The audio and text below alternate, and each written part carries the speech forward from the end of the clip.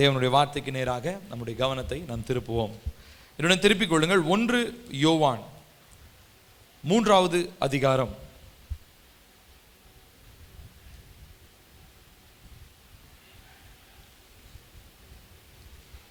1 யோவான் 3வது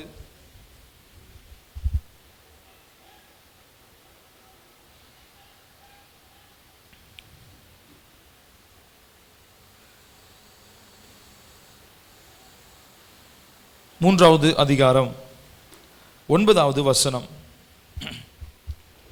எடுத்துட்டீங்களா? 1 யோவான் 3வது அதிகாரம் 9வது வசனம். எல்லாம் எடுத்துக்கோங்க. சத்தத்தை உயர்த்தி சேர்ந்து வாசிப்போம். தேவனால் பிறந்த, எல்லாம் வாசிக்கலான்னு சொன்ன ஒரு 4 பேருடைய குரல் தான். 4 பேர் தான் படிக்க தெரிஞ்சவங்களா? சத்தமா வாசிங்களேன். தேவனால் பிறந்த எவனும் பாவம் செய்யான், ஏனெனில் அவருடைய வித்து அவனுக்குள் தரித்திருக்கிறது. அவன் தேவனால் பிறந்தபடியினால் பாவம் செய்ய மாட்டான். இன்னொரு முறை நிறுத்தி நிதானமா. தேவனால் பிறந்த எவனும் பாவம் செய்யான், ஏனெனில் அவருடைய வித்து அவனுக்குள் தரித்திருக்கிறது. அவன் தேவனால் பிறந்தபடியினால் பாவம் செய்ய மாட்டான்.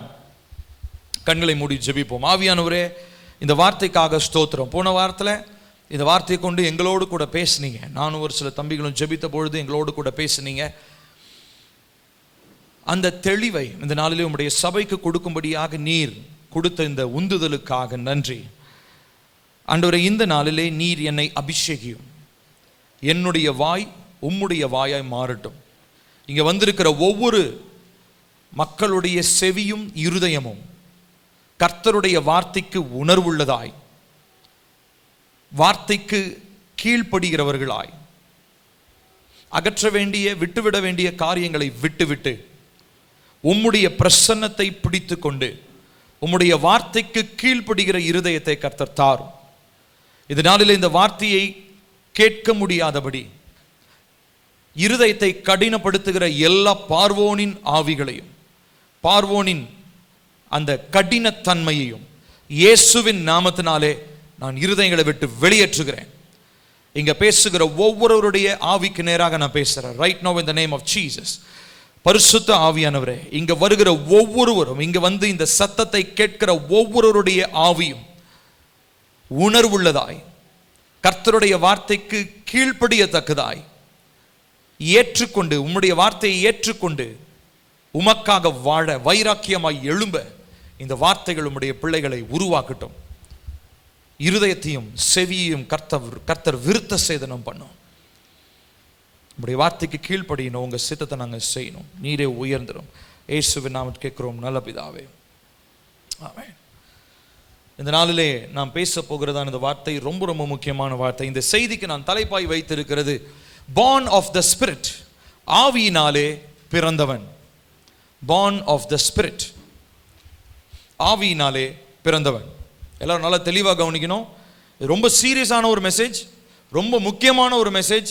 ஆகையினாலே முழு கவனத்தோடு நீங்க கவனிக்கணும்.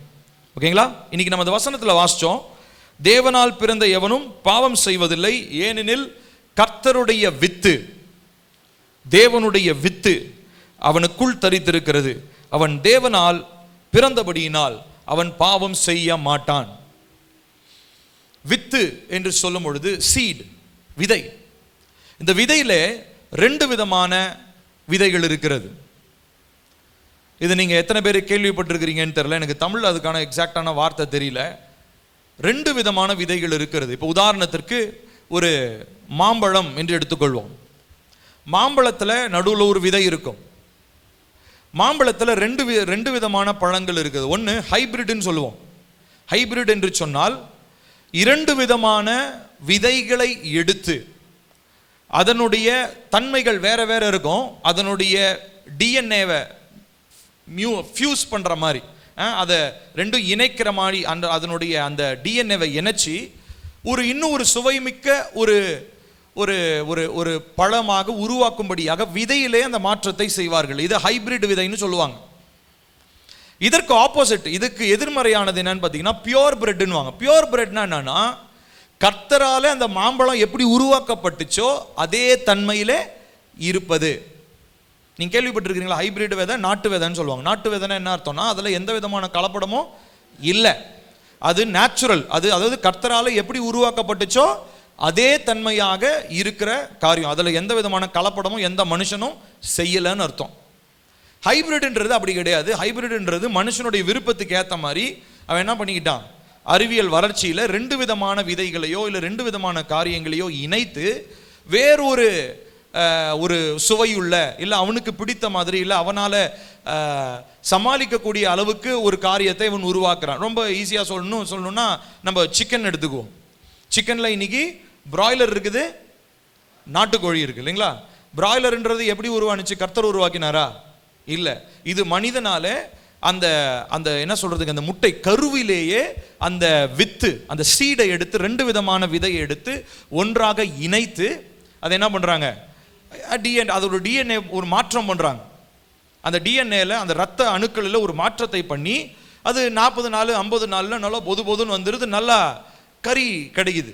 ஆனால் நாட்டுக்கோழியில் அது வத்தலும் தொத்தலுமா இருக்கும் இல்லைங்களா, நாட்டுக்கோழி. ஆனால் கர்த்தர் அப்படி தான் உருவாக்கினார். ஏன்னா அதில் தான் என்ன இருக்குது, ஆரோக்கியம் இருக்குது.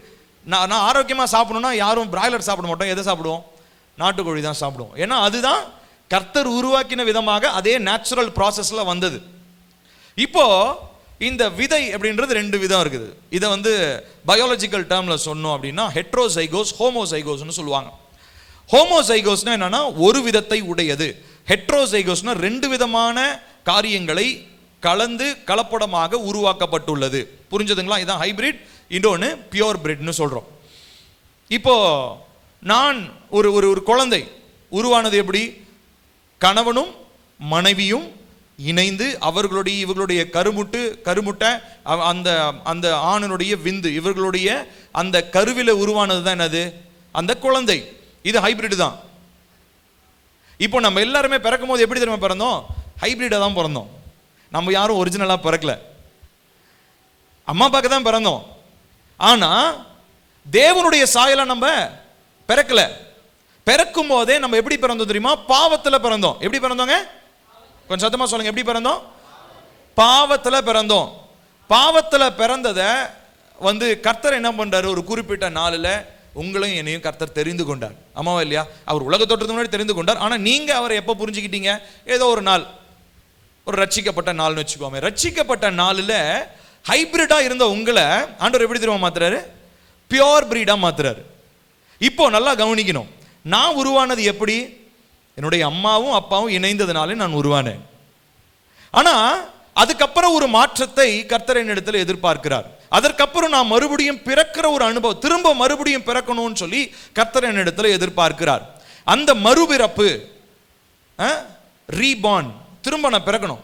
அப்போ நிக்கோதேமு கிட்ட ஆண்டவராகிய இயேசு கிறிஸ்து சொன்னோன்னா அவன் என்ன கேட்குறான், எப்படி நாங்கள் அம்மாவோட வயிற்றுக்குள்ளே போயிட்டு நான் திரும்ப வர முடியும்? இவ்வளோ பெரிய உருவமாக இருக்கிறேன், எங்கள் அம்மா என்னோட சின்னதாக இருக்கிறாங்க, நான் எப்படி உள்ளே போக முடியும் எங்கள் அம்மா வயிற்றுக்குள்ளே அப்படின்ன உடனே ஆண்டவர் சொல்கிறார், அப்படி கிடையாதுப்பா, ஒருத்தன் ஜலத்தினாலும் ஆவியினாலும் பிறவாவிட்டால் பரலோக ராஜ்யத்திற்குள்ளே பிரவேசிக்க முடியாது அப்படின்னு சொல்லி சொல்கிறார்.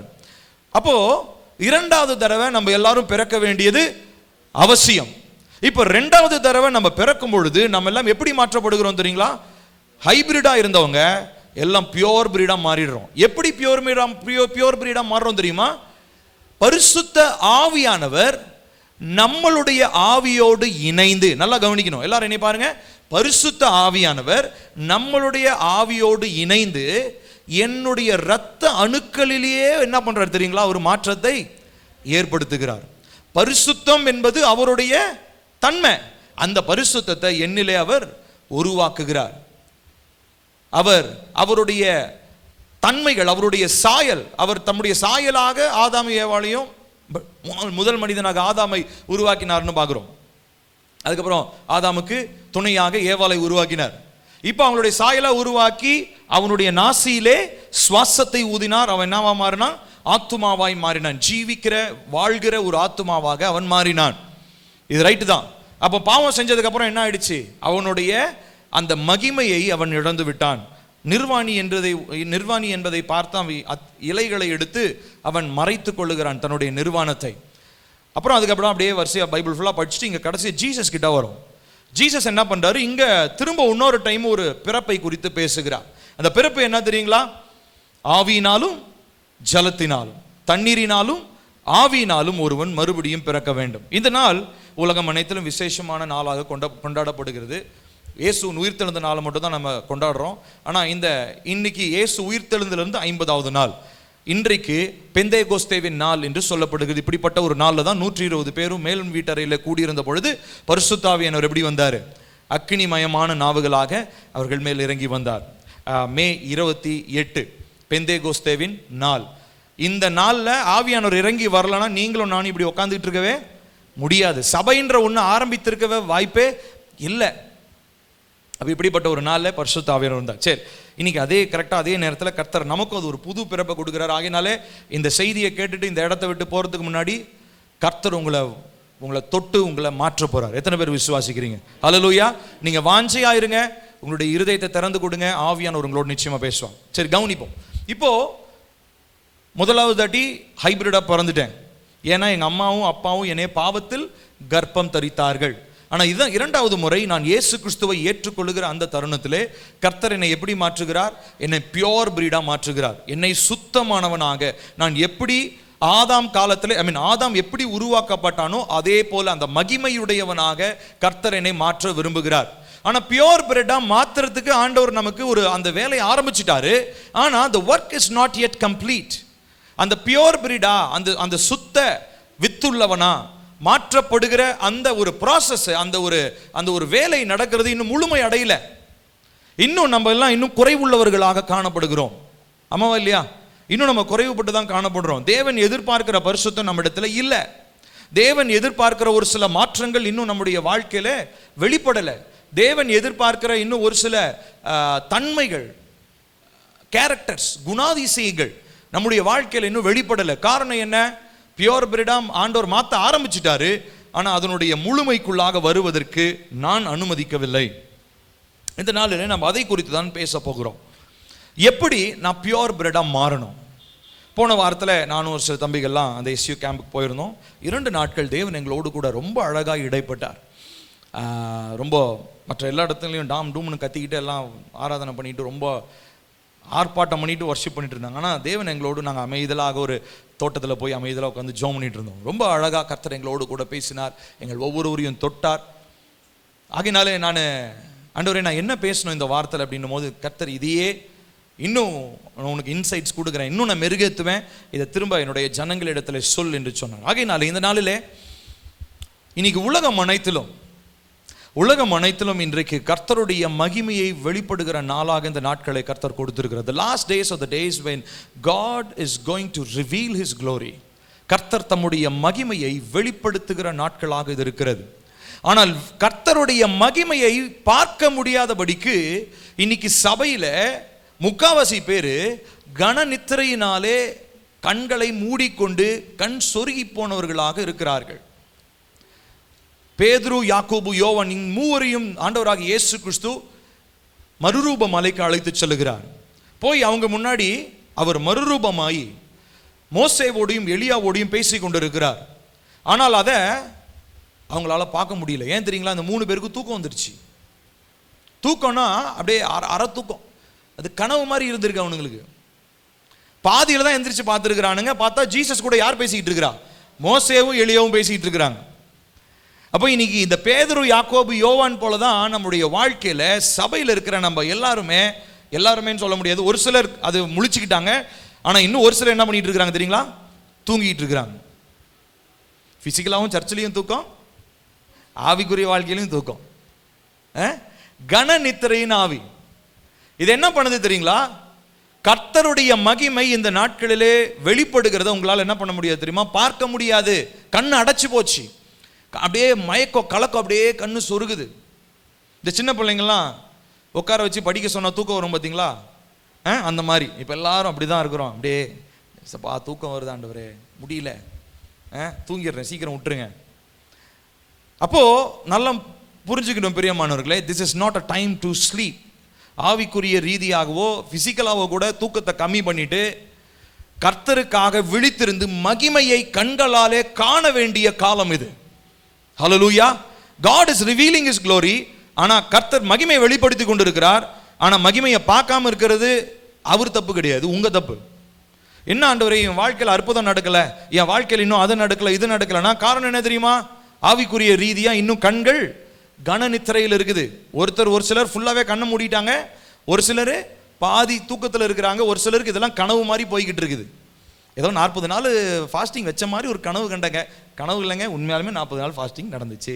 இப்போ அடுத்து 21 நாள் வரப்போகுது, அதுவும் கனவாகவே போயிடக்கூடாது. அது நிஜத்தில் 21 நாள் உண்மையாலுமே நம்ம தேவனுடைய மகிமையை நம்ம பார்க்க போகிறோம். சரி, கவனிக்கணும். இப்போ நல்லா கவனிங்க. கர்த்தர் என்ன பண்றாரு அப்படின்னா, நம்ம எல்லாருடைய வாழ்க்கையிலும், சபையிலும், தனிப்பட்ட வாழ்க்கையிலும், குடும்பங்களிலும், பிள்ளைகளுடைய வாழ்க்கை, வாலிப பிள்ளைகள், சிறு பிள்ளைகள் என்று வயது வித்தியாசமே பார்க்காம அவர் மகிமையை வெளிப்படுத்துவதற்கு ஆயத்தமாக இருக்கிறார். ஆனால் அந்த மகிமையை வெளிப்படுத்துகிறதற்கு அவர் ஒரு சிலரை பரிசுத்தப்படுத்த வேண்டியது, மகிமையை வெளிப்படுத்தும்படி அவர்களை பரிசுத்தப்படுத்த வேண்டியது தேவனுடைய விருப்பமாக இருக்கிறது, தேவனுடைய சித்தமாக இருக்கிறது. ஆகையினாலே வெறுமனே மாம்சத்தில் பிறந்தவர்களாலே மகிமையை பார்க்க முடியாது. நல்லா கவனிக்கணும். இன்னைக்கு ஏன் இந்த செய்தியை நான் பேசுறேன் அப்படின்னா, மாம்சத்தில் பிறந்தவர்களால மகிமையை பார்க்க முடியாது. அப்படியே பார்த்தாலும் மகிமை குறித்த உணர்வு அவர்களுக்கு இருக்காது. அப்ப இந்த நாளிலே மகிமையை நான் கண்ணார பார்க்க வேண்டும், கர்த்தருடைய மகிமையை என்னுடைய கண்ணார பார்க்க வேண்டும் என்று சொன்னால், எழுப்புதலை என் குடும்பத்திலும் என் சபையிலும் பார்க்க வேண்டும் என்று சொன்னால், இந்த நாளிலே நான் பேசுற இந்த செய்தியை நல்ல தெளிவா கேளுங்க. மாம்சத்தில் பிறந்திருக்கிறத நம்போ, பியோர் பிரீடா, சுத்தமான வித்துள்ளவர்களா, தேவனுடைய வித்துள்ளவர்களா நம்ம மாற்றப்பட வேண்டும் என்பது கர்த்தருடைய சித்தம். இப்படி மாற்றப்படலை அப்படின்னா இந்த நாளிலே வர்றதான எந்த அற்புதத்தையும் நீங்க நினைச்சு கூட பார்த்துறாதீங்க. ஆண்டவர் கையிலிருந்து அற்புதத்தை, சுகத்தை, ஆசீர்வாதத்தை பெற்றுக்கொள்ளலான்னு சொல்லி கனவுல கூட என்ன பண்ணிடக்கூடாது, நினைச்சிடக்கூடாது. நீங்க எச்சரிப்பாக எடுத்துக்கோங்க. நான் உங்களுக்கு சீரியஸான ஒரு விஷயமா சொல்றேன். ஆகையினாலே சபையில் இந்த நாட்களிலே கர்த்தர் மகிமையை விரும்புகிறவர்களை மாத்திரம் தான் வைக்க போறார். ஹைபிரிடா இருக்கிறவங்களாம் ஓடிடுவாங்க. கர்த்தர் இந்த நாளிலே சபையை சுத்திகரிக்கிறார். இந்த நம்ம சபை இல்லை, உலகத்தில் இருக்கிற எல்லா சபைகளிலும் கர்த்தர் ஒரு சுத்திகரிப்பை ஆரம்பித்திருக்கிறார். யார் தெரியுங்களா நிக்க போறாங்க சபையில? கர்த்தருடைய மகிமையை என் கண்கள் காண வேண்டும்னு விரும்புகிறவள் மாத்திரம் தான் நிலைநிற்க முடியும். மற்றவங்க எல்லாம் காற்றில் அடிக்கப்பட்ட பதரை போல பறந்து போயிடுவாங்க. So you decide. இதனால நீங்க தீர்மானம் எடுங்க. நானே மாம்சத்தில் பிறந்தவனா இருக்க போறேனா, மறுபடியும் பிறந்தவனா, பரிசுத்த ஆவியானவருடைய வித்தை சுமக்கிறவனா இருக்க போறேனான்னு சொல்லி இதனால நீங்க தீர்மானம் எடுங்க. சரி, இதனால இந்த வசனத்துக்கு சப்போர்ட் பண்றதுக்கு இன்னொரு வசனமும் இருக்குது, அதை வாசிக்கலாம். 1 பேதுரு 1 அதிகாரம் 22 23 வசனங்கள். 1 பேதுரு 1 அதிகாரம் 22 23 வசனங்கள் வாசிப்போமா? 1 பேதுரு 1 22 23 சேர்ந்து வாசிப்போம் எல்லாரும்.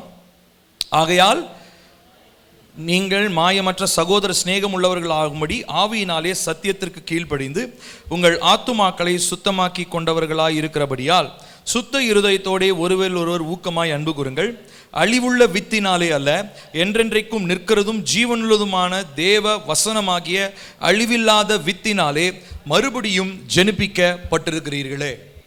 இங்க அப்போஸ்தலனாகிய பேதுரு சொல்லுகிறார், there is another thing which changes your nature and that is the word of God. கர்த்தருடைய வார்த்தை உங்களுடைய சுபாவத்தை மறுபடி பிறக்க பண்ணுகிற, திரும்ப பிறக்க பண்ணுகிற ஒரு சுபாவமாக உங்களுடைய சுபாவத்தை மாற்றுகிறது.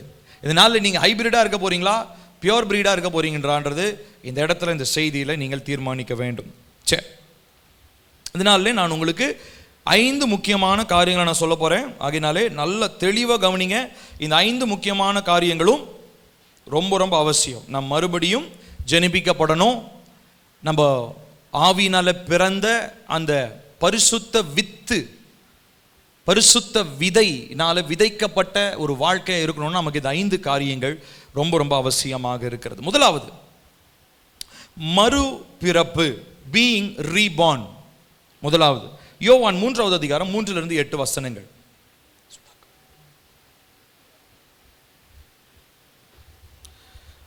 யோவான் 3:3-8 வசனங்கள். யோவானின் சுவிசேஷம் 3 அதிகாரம் 3-8 வசனங்கள். சேர்ந்து வாசிப்போமா? எடுத்துட்டீங்களா? சேர்ந்து வாசிப்போம். இயேசு அவனுக்கு பிரதியுத்தரமாக, ஒருவன் மறுபடியும் பிறவாவிட்டால் தேவனுடைய ராஜ்யத்தை காண மாட்டான் என்று மெய்யாகவே மெய்யாகவே உனக்கு சொல்லுகிறேன் என்றார். அதற்கு நிக்கோதேமு, ஒரு மனுஷன் முதிர் வயதாய் இருக்கையில் எப்படி பிறப்பான்? அவன் தன் தாயின் கர்ப்பத்தில் இரண்டாந்தரம் பிரவேசித்து பிறக்க கூடுமோ என்றான். இயேசு பிரதியுத்தரமாக, ஒருவன் ஜலத்தினாலும் ஆவியினாலும் பிறவாவிட்டால் தேவனுடைய ராஜ்யத்தில் பிரவேசிக்க மாட்டான் என்று மெய்யாகவே மெய்யாகவே உனக்கு சொல்லுகிறேன். மாம்சத்தினால் பிறப்பது மாம்சமாயிருக்கும், ஆவியினால் பிறப்பது ஆவியாயிருக்கும். நீங்கள் மறுபடியும் பிறக்க வேண்டும் என்று நான் உனக்கு சொன்னதை குறித்து அதிசயப்பட வேண்டாம். காற்றானது தனக்கு இஷ்டமான இடத்துல வீசுகிறது, அதன் சத்தத்தை கேட்கிறாய், ஆகிலும் அது இன்ன இடத்திலிருந்து வருகிறது என்றும் இன்ன இடத்திற்கு போகிறது என்றும் உனக்கு தெரியாது. ஆவியினால் பிறந்தவனவனோ அவனும் அப்படியே இருக்கிறான். முதலாவது அடிப்படையான ஒரு பேசிக் நெசசிட்டி, ஒரு அத்தியாவசியம் என்னன்னா, முதலாவது ஜலத்தினாலும் ஆவியினாலும் பிறந்திருக்க வேண்டியது அவசியமாக இருக்கிறது. போன வாரத்தில் அக்னியின் ஞானஸ்தானத்தை குறித்து நான் பேசினேன். 2வது ஆராதனையில் எத்தனை பேர் அதை யூடியூப்பில் கேட்டீங்கன்னு தெரியல. கேட்கலன்னா தயவு செஞ்சு போய் கேளுங்க, சரிங்களா? அதற்கான ஜெப ப்ரேயர் பாயிண்ட்ஸையும் நான் வாட்ஸ்அப் குரூப்பில் அனுப்பிச்சிருக்கிறேன். அந்த தினந்தோறும் நீங்கள் ஜெபிக்கணும். அக்னியினாலே ஞானஸ்தானம், அக்னியினாலே நாம் அபிஷேகிக்கப்படுறது. சரி, இதனாலே அக்னியினால் பிறத்தல், born of the spirit. சரி, இப்போ ஏசப்பா என்ன சொல்றாரு? ஒரு மனுஷன் ஜலத்தினாலே, நம்ம எல்லாரும் ஜலத்தினாலே பிறந்துட்டோம், ஆவியினாலே பிறக்கணும். ஆவியினாலே பிறக்கிற அனுபவம்ன்றது அக்னியின் அபிஷேகத்தை பெற்றுக்கொள்வது மாத்திரமல்ல, அந்த சுபாவத்தையே மாற்றுகிறது. சுபாவத்தையே, நம்முடைய வாழ்க்கையில் இருக்க காணப்படுகிற சுபாவங்களையே, ஜென்ம சுபாவங்களை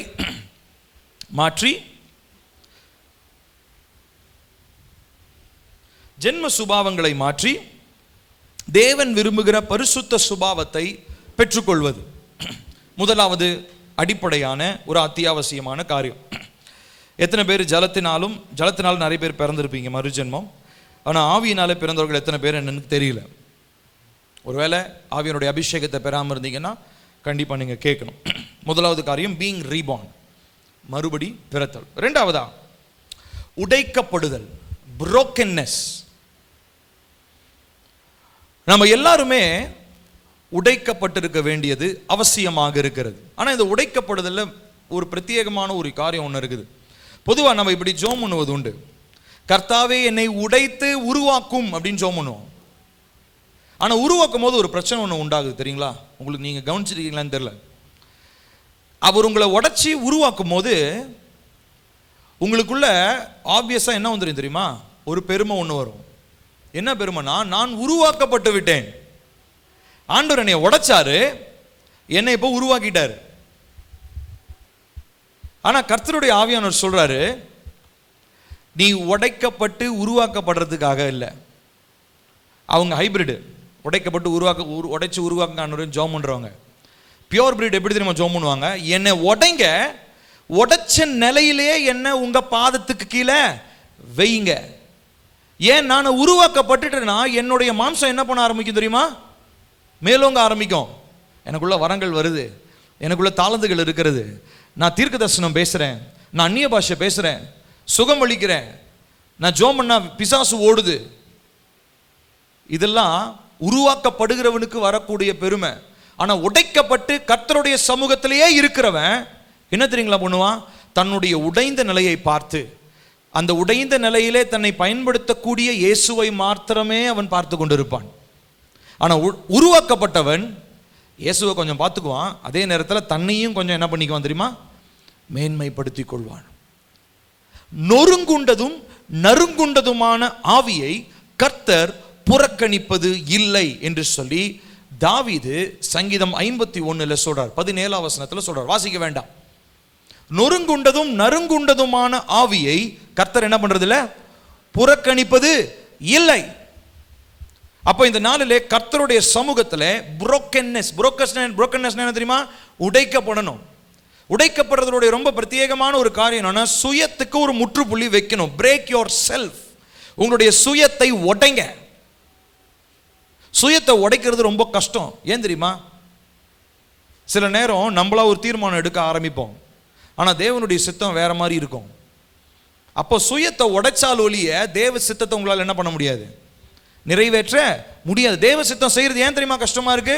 இன்னும் நீங்க உடைக்கப்படலை.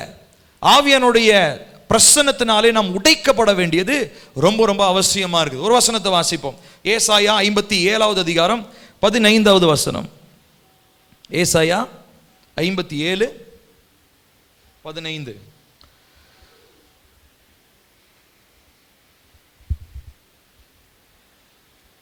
ஏசாயா 57:15 சேர்ந்து வாசிப்போம். நித்திய வாசியும் பரிசுத்தர் என்கிற நாமம் உள்ளவருமாகிய மகத்துவமும் உன்னதமுமானவர் சொல்லுகிறார், உன்னதத்திலும் பரிசுத்த ஸ்தலத்திலும் வாசம் பண்ணுகிற நான் பணிந்தவர்களின் ஆவியை உயிர்ப்பிக்கிறதற்கும் நொறுங்கினவர்களின் இருதயத்தை உயிர்ப்பிக்கிறதற்கும் நொறுங்குண்ட பணிந்த ஆவி உள்ளவர்களிடத்திலும், சத்தமா படிங்க, வாசம். எங்க பைபிள் எடுத்தவங்க இப்பதான் லேட்டா எடுக்கிறீங்களா? திரும்ப வாசிக்கலாமா? எல்லாரும் சத்தமா பைபிள் எடுத்தவங்க எல்லாரும் வாசிங்க. நித்திய வாசியும் பரிசுத்தர் என்கிற நாமம் உள்ளவருமாகிய மகத்துவமும் உன்னதமுமானவர் சொல்லுகிறார், உன்னதத்திலும் பரிசுத்த ஸ்தலத்திலும் வாசம் பண்ணுகிற நான் பணிந்தவர்களின் ஆவியை உயிர்ப்பிக்கிறதற்கும் நொறுங்கினவர்களின் இருதயத்தை உயிர்ப்பிக்கிறதற்கும் நொறுங்குண்ட பணிந்த ஆவி உள்ளவர்களிடத்தில் வாசம் பண்ணுகிறேன். ஆண்டவர் யார்கிட்ட வாசம் பண்ணுவாரா? நொறுங்குண்ட பணிந்த ஆவி உள்ளவனிடத்தில். திரும்ப சொல்லுங்க, தேவன் எங்க வாசம் பண்ணுவார்? நொறுங்குண்ட பணிந்த ஆவி உள்ளவனிடத்தில்.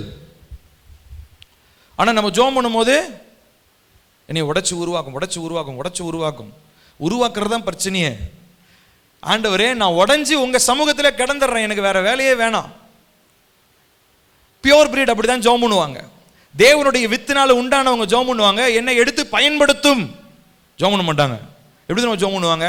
என்னை உடைத்து உம்முடைய பாதத்திலே வெய்யும்.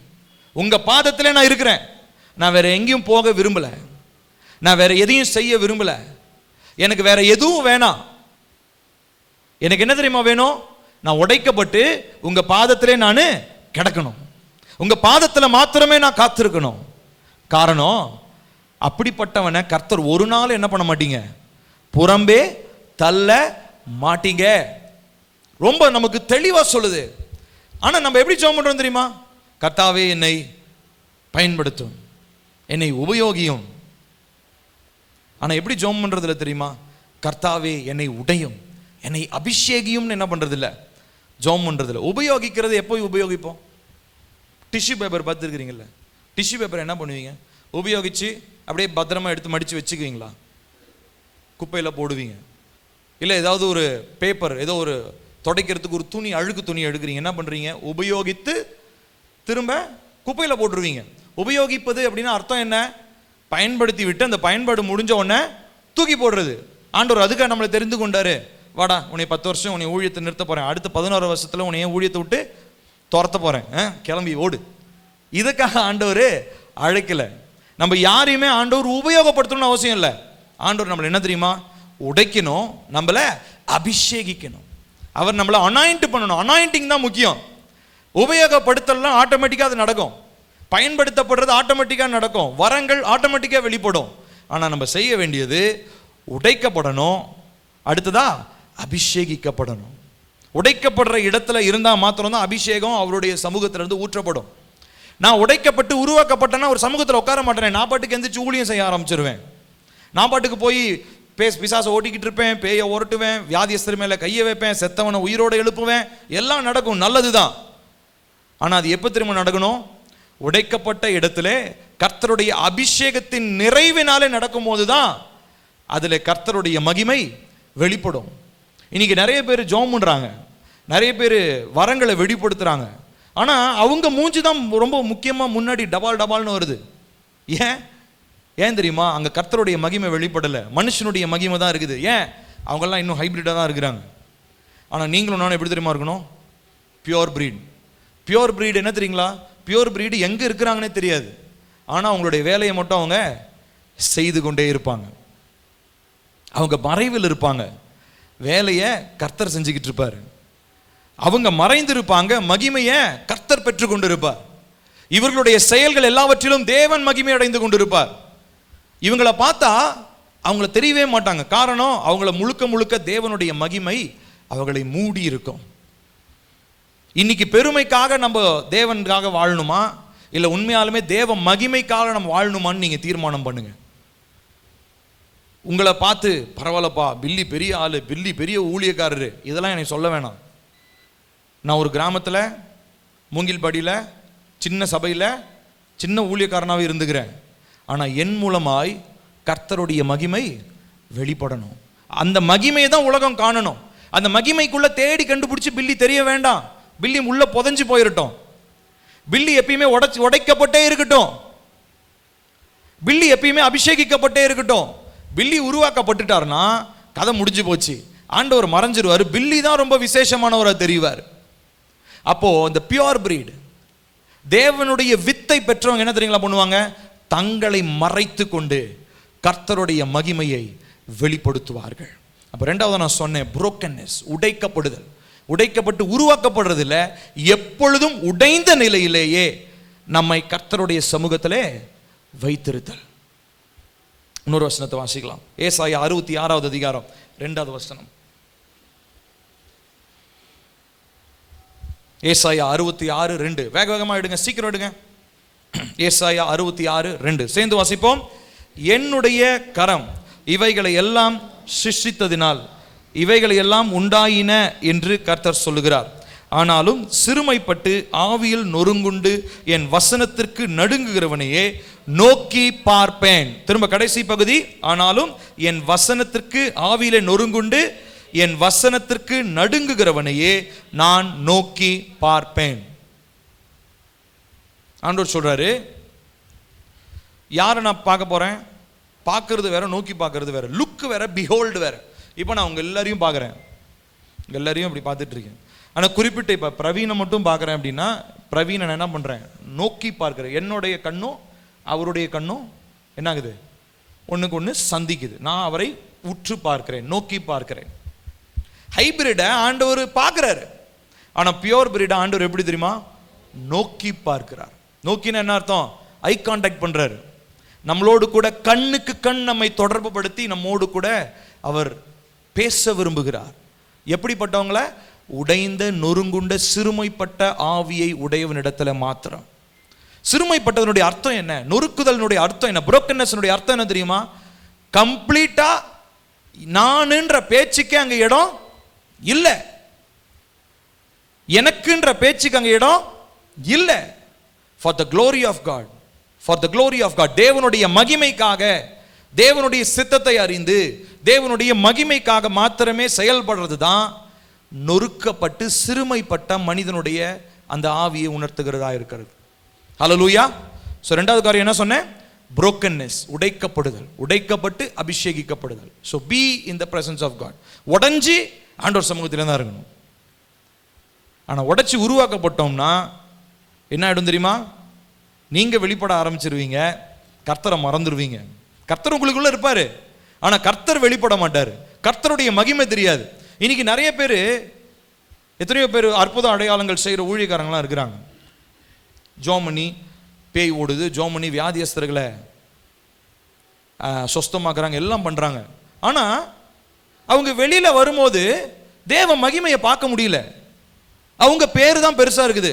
இன்னார், இவர் கையை வைத்தால் வியாதியஸ்தர்கள் சுகமாவார்கள், இவர் கையை வைத்தால் பேய் ஓடும், இவர் வாயை திறந்தால் தீர்க்க தரிசனம் வரும். எதுக்கு இது? இப்படி பேசணுன்றது அவசியமா? இப்படி இன்ட்ரோடக்ஷன் கொடுக்கணுன்றது அவசியமா? இல்லை. ஆனால் இன்னைக்கு மனிதன் எப்படி தெரியுமா? அதுதான் விரும்புகிறான். ஏன்? நான் சுயம் இன்னும் உடைக்கப்படலை. கர்த்தர் கிரியை செய்கிறாரு, ஆனால் இன்னும் மகிமை வெளிப்படலை. நான் சொல்றது புரியுதா புரியலங்களா உங்களுக்கு? இப்போ மகிமை வெளிப்படணும்னு என்ன தெரியுங்களா ஆகணும்? நம்ம வந்து மறைஞ்சிடணுங்க, நம்ம இன்விசிபிளாக மாறிடணும். பில்லி யாருன்னே யாருக்குமே தெரியக்கூடாது. பில்லியை பார்த்தாலே, பில்லின்ற பேர் யாருக்கும் ஞாபகம் வரக்கூடாது. பில்லியை பார்த்தா, பில்லியினுடைய முகத்தை பார்த்தா மக்களுக்கு என்ன தெரியுங்களா தெரியணும்? தேவனுடைய மகிமை தெரியணும். ஹல்லேலூயா. இப்போ மோசேவை எல்லாரும் பார்த்தாங்க.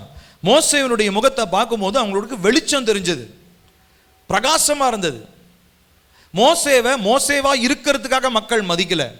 மோசே மேலே தேவனுடைய மகிமை இருந்ததுனால தான் மக்கள் என்ன பண்ணாங்க? மோசேவை பார்த்து நடுங்கிட்டாங்க, பயப்பட்டாங்க. காரணம் என்ன தெரியுங்களா? கர்த்தருடைய மகிமை அவருடைய வாழ்க்கையில வெளிப்பட்டது. உங்களுக்கு வல்லமை, அபிஷேகம் இதெல்லாம் வேணும்னா நீங்க என்ன பண்ணணும் தெரியுமா? கர்த்தருடைய மகிமையை வெளிப்படுத்துறவங்களா மாறணும். அப்போ இனிமேட்டு என்னை உடைச்சி உருவாக்குங்கன்றது ஜபத்தை மாற்றிட்டு, என்னை உடைங்க, உடைச்ச நிலையிலே உங்க பாதத்துக்கு கீழே வையுங்க, என்ன அபிஷேகிங்க, அது போதும். ஆட்டோமேட்டிக்கா கர்த்தருடைய மகிமை இந்த பியோர் பிரீடு, சுத்த வித்தாகிய என்னுடைய வாழ்க்கையில வெளிப்பட ஆரம்பிக்கும். ஹல்லேலூயா. 2 காரியம் சொன்னேன். முதலாவது மறுபடியும் பிறத்தல், ரீபார்ன். இரண்டாவது என்ன சொன்னேன்? உடைக்கப்படுதல், ரொம்ப ரொம்ப அவசியம். அடுத்து மூன்றாவதாக ஸ்பிரிச்சுவல் டிரான்ஸ்ஃபர்மேஷன், ஆவிக்குரிய உருமாற்றம். 2 கொரிந்தியர் 3வது அதிகாரம் 18வது வசனம். 2 கொரிந்தியர்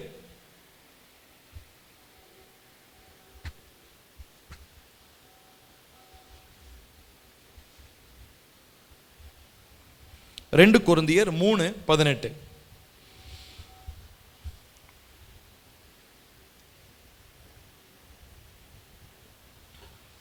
எடுத்துட்டீங்களா? சேர்ந்து வாசிப்போம். நாம் எல்லாரும் திறந்த முகமாய் கர்த்தருடைய மகிமையை கண்ணாடியிலே காண்கிறது போல கண்டு, ஆவியாய் இருக்கிற கர்த்தரால் அந்த சாயலாகத்தானே மகிமையின் மேல் மகிமை அடைந்து மறுரூபமாக்கப்படுகிறோம். இப்போ இந்த மறுரூபமாகுதல், ஆவிக்குரிய மறுரூபம், ஸ்பிரிச்சுவல் டிரான்ஸ்ஃபர்மேஷன். ரூபம்னு என்னது? உருவம்னு அர்த்தம். மறுரூபம்னு என்னது? இன்னொரு உருவத்துக்கு மாறுதல். எனக்கு நான் பிறக்கும் போது ஒரு உருவத்தில் இருந்தேன்.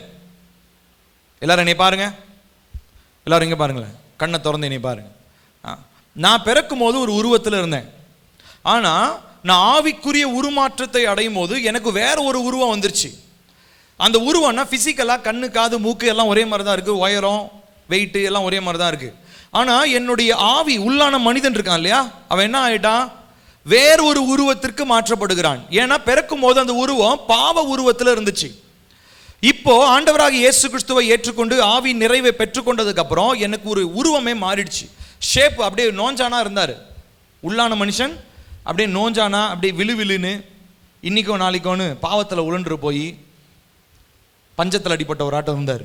ஆனால் ஆவியின் பலனை பெற்றதுக்கு அப்புறம், ஆவியின் உருமாற்றத்தை பெற்றதுக்கு அப்புறம் இன்னர் மேன், உள்ளான மனிதன், ஆவி மனிதன் என்ன ஆயிட்டார்னா, அவர் நல்ல ஒரு உருவத்தை பெற்றுக்கொண்டார், நல்ல ஸ்ட்ரென்த் ஆயிட்டார், நல்ல வாட்டசாட்டம் ஆயிட்டார். ஆவியில காணப்படுகிற எந்த ஒரு காரியங்களையும் எதிர்கொள்ளத்தக்கதாய் மேற்கொள்ளத்தக்கதாக பலன் அவருக்கு உண்டாயிடுச்சு. அப்போ நம்ம எல்லாருடைய வாழ்க்கையிலுமே சரீரத்தில் காணப்படுகிற மாற்றங்களை விட ஆவியில காணப்படுகிற மாற்றங்களை கர்த்தர் எதிர்பார்க்கிறார். ஹல்லேலூயா. சரீர மாற்றம் இன்னைக்கு வரும், நாளைக்கு போகும். நான் இன்னைக்கு நல்லா சரீரத்தோட ஆரோக்கியமாக இருக்கணும், நான் இன்னைக்கு நான் பண்ணாலும் ஒரு 10 வருஷம் கழிச்சு என்னால் அந்த ஆரோக்கியத்தை மெயின்டைன் பண்ண, என்னதான் இருந்தாலும் நான் 50 வயசு 60 வயசுல என்னுடைய ஆரோக்கியம், சரீர ஆரோக்கியம் குறைந்து தான் போகும். ஆனால் ஆவியின் மனிதன் அப்படி இல்லை.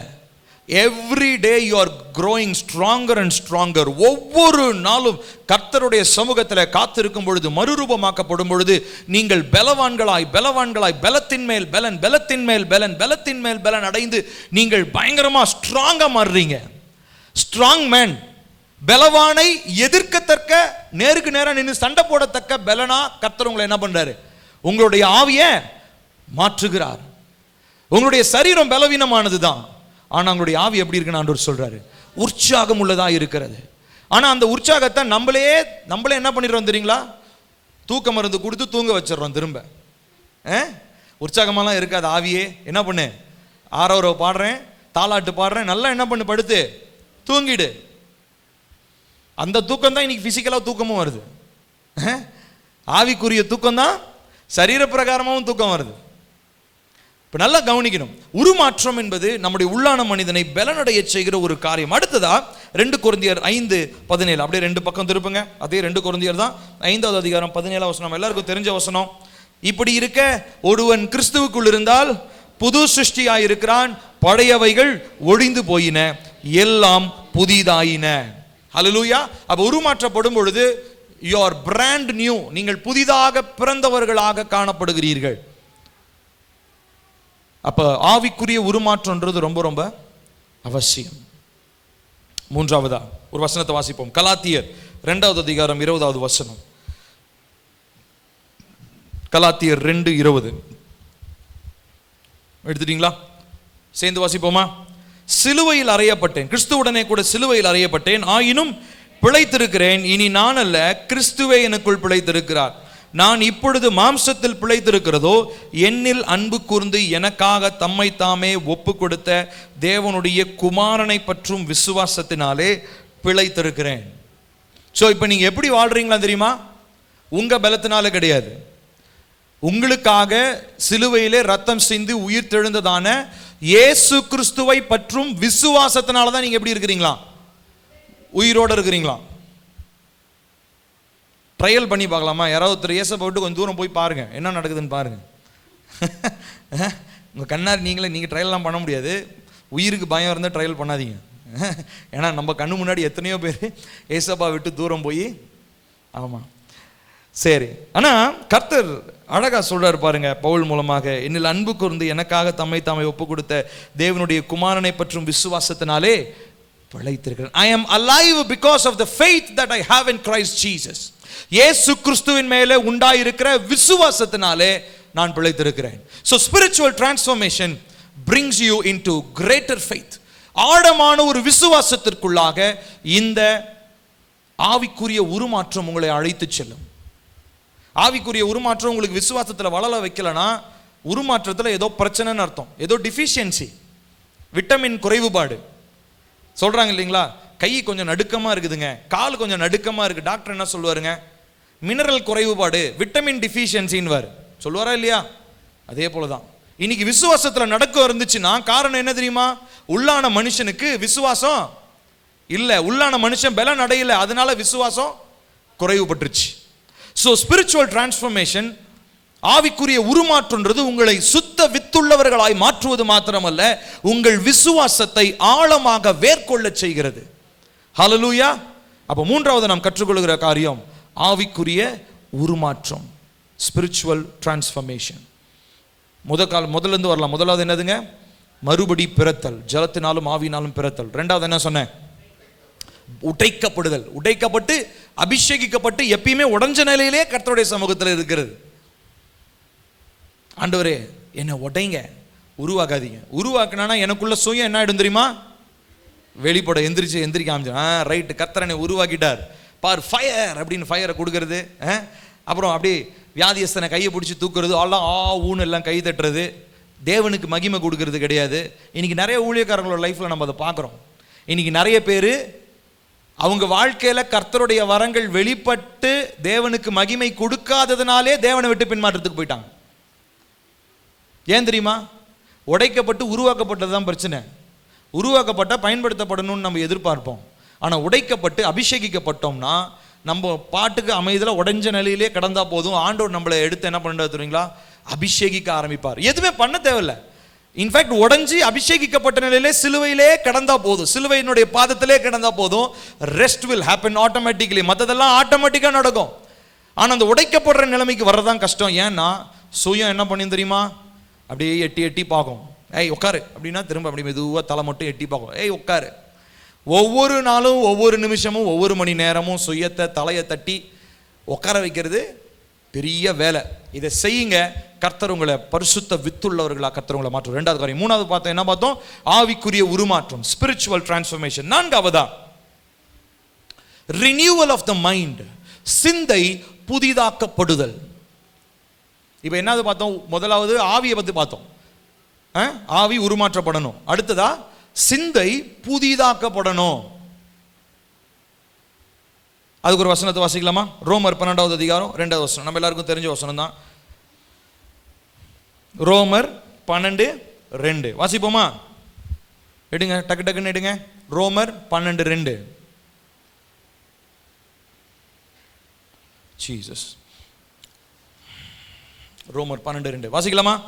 நீங்கள் சேர்ந்து வாசிக்கலாம். நீங்கள் கொஞ்சம் சத்தமாக சேர்ந்து வசிக்கலாங்க. நீங்கள் இந்த பிரபஞ்சத்திற்கு ஒத்த வேஷம் தெரியாமல் தேவனுடைய நன்மையும் பிரியமும் பரிபூர்ணமுமான சித்தம் இன்னதென்று பகுத்தறியத்தக்கதாக உங்கள் மனம் புதிதாகிறதுனாலே மறுரூபமாகுங்கள்.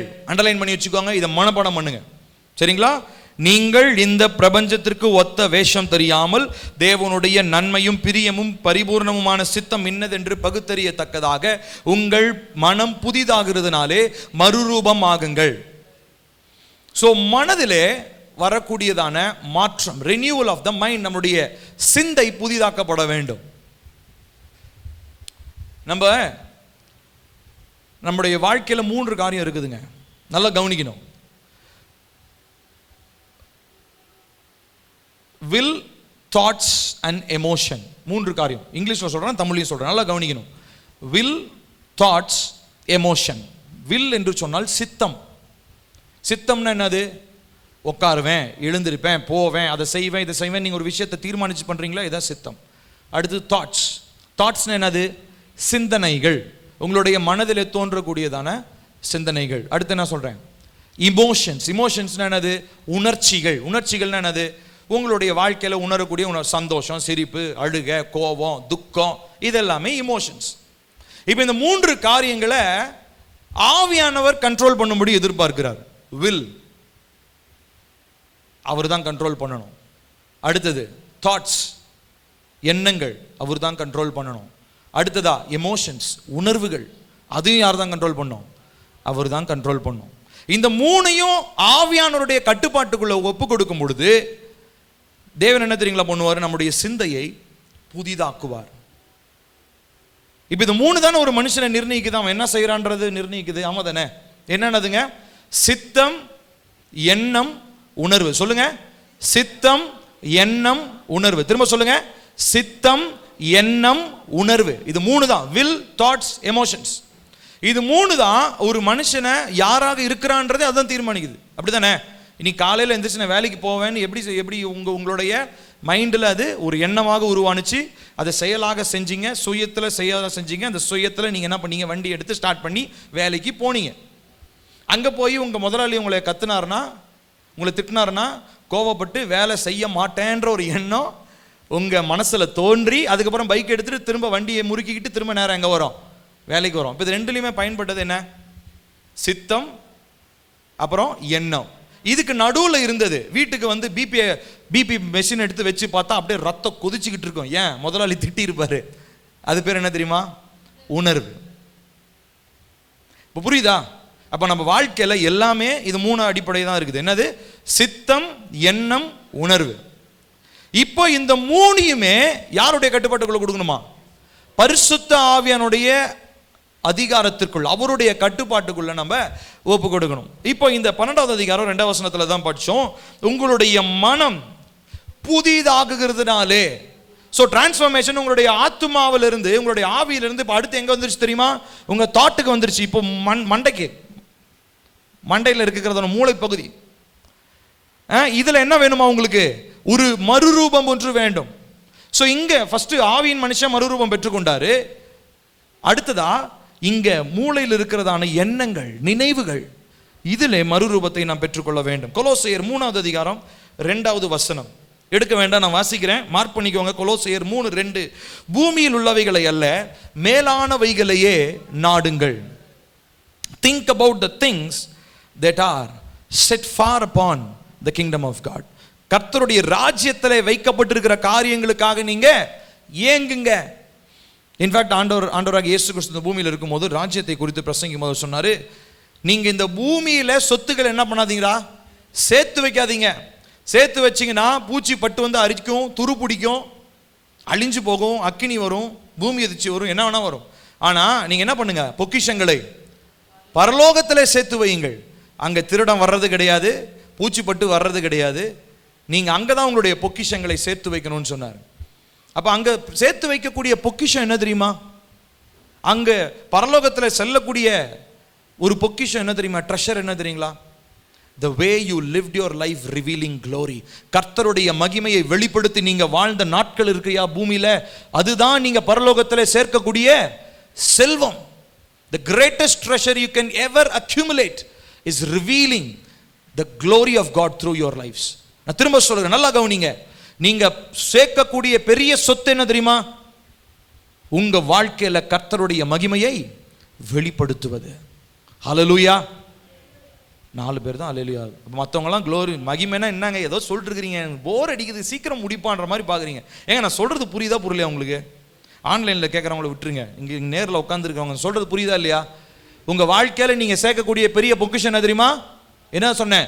கர்த்தருடைய மகிமை. ஹல்லேலூயா.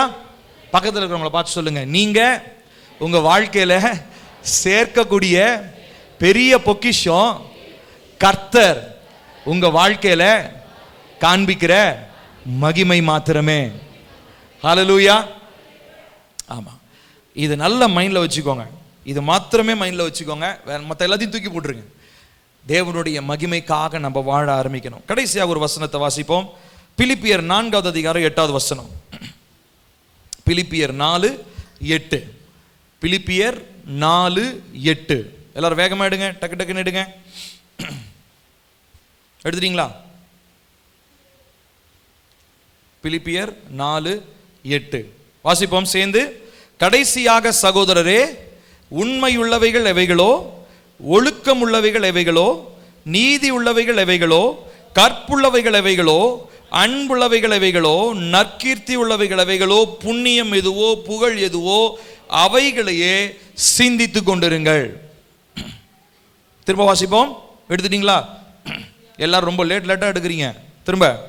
கடைசியாக சகோதரரே, உண்மையுள்ளவைகள் எவைகளோ, ஒழுக்கம் உள்ளவைகள் எவைகளோ, நீதி உள்ளவைகள் எவைகளோ, கற்புள்ளவைகள் எவைகளோ, அன்புள்ளவைகள் எவைகளோ, நற்கீர்த்தி உள்ளவைகள் எவைகளோ, புண்ணியம் எதுவோ, புகழ் எதுவோ, அவைகளையே சிந்தித்துக் கொண்டிருங்கள். இதுதான் நம்ம லிஸ்ட். நம்ம மைண்ட்ல இருக்க வேண்டியதெல்லாம் இதுதான். பெரிய லிஸ்ட் போட்டே சொல்லிட்டார் பவுல். உண்மையா இருக்கணும், ஒழுக்கமா இருக்கணும், கர்த்தருடைய நீதி இருக்கணும், கற்புள்ளவங்களா இருக்கணும், அன்பை வெளிப்படுத்தணும், நற்கீர்த்தி இருக்கணும், புண்ணியம் செய்யணும், புகழ் செய்யணும். புகழ் யாருக்கு புகழ்? இயேசுவுக்கு புகழ் உண்டாகும்படி வாழணும். அதுதான். இவைகளையே உங்க மைண்டில். அப்ப இதை தவிர்த்து வரக்கூடிய மற்ற எல்லா சிந்தனையும் பிசாசுனுடைய மாம்சத்தினுடைய சிந்தைகளாக இருக்கிறது. ஹல்லேலூயா. இது எல்லாமே ஹைபிரிடா இருக்கிறவனுக்கு வரலாம், ஆனா பியூர் பிரீடா இருக்கிறவனுக்கு வரக்கூடாது. நீங்க தீர்மானம் பண்ணுங்க. ஹைபிரிடா இருக்க போறேன்னா, பியூர் பிரீடா இருக்க போறேன்னா. பியூர் பிரீடுனா தேவனுடைய சுத்த வித்தை பெற்றவனா இருக்க போறனா, இல்லை ஏதோ பாவத்தினுடைய கலப்படத்தில் உருவான ஒரு கலவையா இருக்க போறனா? வேணாம். கலவெல்லாம் வேணாம். கலவைக்கு மதிப்பு கிடையாது, ஒரிஜினாலிட்டிக்கு தான் மதிப்பு. ஹல்லேலூயா. சுத்தத்துக்கு தான் மதிப்பு. தங்கத்தை எதை வச்சு தாங்க நம்ம மதிப்பிடுறோம்? 16 கேரட், 18 கேரட், 24 கேரட்லாம் சொல்றாங்களே, எதை வச்சு சொல்றாங்க? அதனுடைய சுத்தத்தன்மை, தங்கத்தினுடைய அந்த அந்த அந்த பியூரிட்டி, அந்த பியூரிட்டியை வச்சு தான் சொல்றாங்க. அதுதான் ஒரிஜினாலிட்டி இல்லைங்களா? சுத்தமான தங்கம் அப்படின்றாங்க. அதே போலதான் தேவ பிள்ளைகளுடைய வாழ்க்கையில சுத்தம், தேவன் விரும்புகிற பரிசுத்தம், இது ஒண்ணுதான் நம்மளுடைய அடிப்படையான ஒரு தாற்பரியமாக நம்முடைய வாழ்க்கையில் இருக்க வேண்டும். ஹல்லேலூயா. Pure breeds. எபேசியர் 4வது அதிகாரம் 22 24 வரைக்கும் நிறைய வசனங்கள் இருக்குது, வாசிக்க போறோம். எபேசியர் 4:22-24 சேர்ந்து வாசிப்போமா? எடுத்தவங்க தயவு செஞ்சு பேஜ் நம்பர் சொல்லிடுங்க. நிறைய பேர் முன்னாடி அட்டவணையில் போய் தேடுறாங்க. 267 எபேசியர் 4:22-24 சேர்ந்து வாசிக்கலாம். அந்தபடி முந்தின நடக்கைக்குரிய மோசம் போக்கும் இச்சைகளாலே கெட்டு போகிற பழைய மனுஷனை நீங்கள் களைந்து போட்டு உங்கள் உள்ளத்திலே புதிதான ஆவியுள்ளவர்களாகி மெய்யான நீதியிலும் பரிசுத்தத்திலும் தேவனுடைய சாயலாக சிருஷ்டிக்கப்பட்ட புதிய மனுஷனை தரித்து கொள்ளுங்கள். புதிய மனுஷன். செகண்ட் பார்ட்ல இருந்து வாசிக்கிறேன். உங்கள் உள்ளத்திலே புதிதான ஆவியுள்ளவர்களாகி மெய்யான நீதியிலும் பரிசுத்தத்திலும் தேவனுடைய சாயலாக சிருஷ்டிக்கப்பட்டு, தேவனுடைய சாயலாக சிருஷ்டிக்கப்பட்டு புதிய மனுஷனை நீங்கள் தரித்து கொள்ளுங்கள். இதுதான் அடுத்து பவுல் நம்ம கிட்ட எதிர்பார்க்கிற ஒரு காரியம். இயேசுவை என்ன பண்ணுங்க? ட்ரெஸ்ஸா போட்டுக்கோங்க. உங்களை பார்த்தா ஜீசஸ் தான் தெரியணும். அப்ப அந்த அளவுக்கு க்ளோரி உங்க வாழ்க்கையில வெளிப்படணும், மகிமை உங்க வாழ்க்கையில வெளிப்படணும். ரொம்ப முக்கியமான ஒரு காரியம். ஸோ 4 காரியங்களை பார்த்தோம். முதலாவது ரீபார்ன், மறுபடியும் பிறத்தல். 2வதா புரோக்கன்னஸ், உடைக்கப்படுதல், அபிஷேகிக்கப்படுதல். 3வதா ஆவிக்குரிய உருமாற்றம், ஸ்பிரிச்சுவல் டிரான்ஸ்ஃபர்மேஷன் சொன்னேன். 4வதா மனம் புதிதாக்கப்படுதல், ரெனியூவல் ஆஃப் த மைண்ட். 5வதா அவருடைய நோக்கத்திற்காக பிரித்தெடுக்கப்படுதல், set apart for his purpose. அவருடைய நோக்கத்திற்காக பிரித்தெடுக்கப்படுதல். ஜீசஸ். ஓகேங்களா? சரி, இப்போ இதுல 4 சப்டாபிக் இருக்கு, நான் சொல்ல போறேன். ஒன்னா வாசிக்க போறோம். முதலாவது எடுத்து வாசிங்க. 1 பேதுரு, நம்ம எல்லாருக்கும் தெரிஞ்ச வசனம். 1 பேதுரு 2, 9-10. 1 பேதுரு 2வது அதிகாரம் 9-10 வசனங்கள். சேர்ந்து வாசிப்போமா? 1 பேதுரு 2, 9-10 சேர்ந்து வாசிப்போம். நீங்களோ உங்களை அந்தகாரத்தினின்று தம்முடைய ஆச்சரியமான ஒளியினிடத்திற்கு வரவழைத்தவருடைய புண்ணியங்களை அறிவிக்கும்படிக்கு தெரிந்து கொள்ளப்பட்ட சந்ததியாயும் ராஜரீகமான ஆசாரிய கூட்டமாயும் பரிசுத்த ஜாதியாயும் அவருக்கு சொந்தமான ஜனமாயும் இருக்கிறீர்கள். முன்னே நீங்கள் தேவனுடைய ஜனங்களாய் இருக்கவில்லை, இப்பொழுதோ அவருடைய ஜனங்களாய் இருக்கிறீர்கள். முன்னே நீங்கள் இரக்கம் பெறாதவர்களாய் இருந்தீர்கள், இப்பொழுதோ இரக்கம் பெற்றவர்களாய் இருக்கிறீர்கள். இப்போ இங்க பேதுரு சொல்றாரு, ஆண்டவர் உங்களை எப்படி அழைச்சிருக்கிறார்? ராஜாக்களும் ஆசாரியர்களும் லேவியர்களுமாய் உன்னதமான பணிக்காக கர்த்தர் உங்களை அழைச்சிருக்கிறார். அப்போ உன்னதமான பணி செய்கிறவன் பூமியில வெறுமனே ஒரு ஒரு ஒரு ஒரு ஒரு ரிஃப்ளெக்ஷனாக தான் இருப்பான ஒழிய நிஜத்தில் இங்கே செய்ய மாட்டான். உண்மையான அவனுடைய ஊழியம் பரலோகத்தில் இருந்து அவன் இங்கே செயல்படுவான். நான் சொல்றது புரியுதா? நான் போன வாரம் அந்த மெசேஜில் நான் பேசினேன், தயவு செஞ்சு போய் கேளுங்க, பேப்டிசம் ஆஃப் ஃபயர்.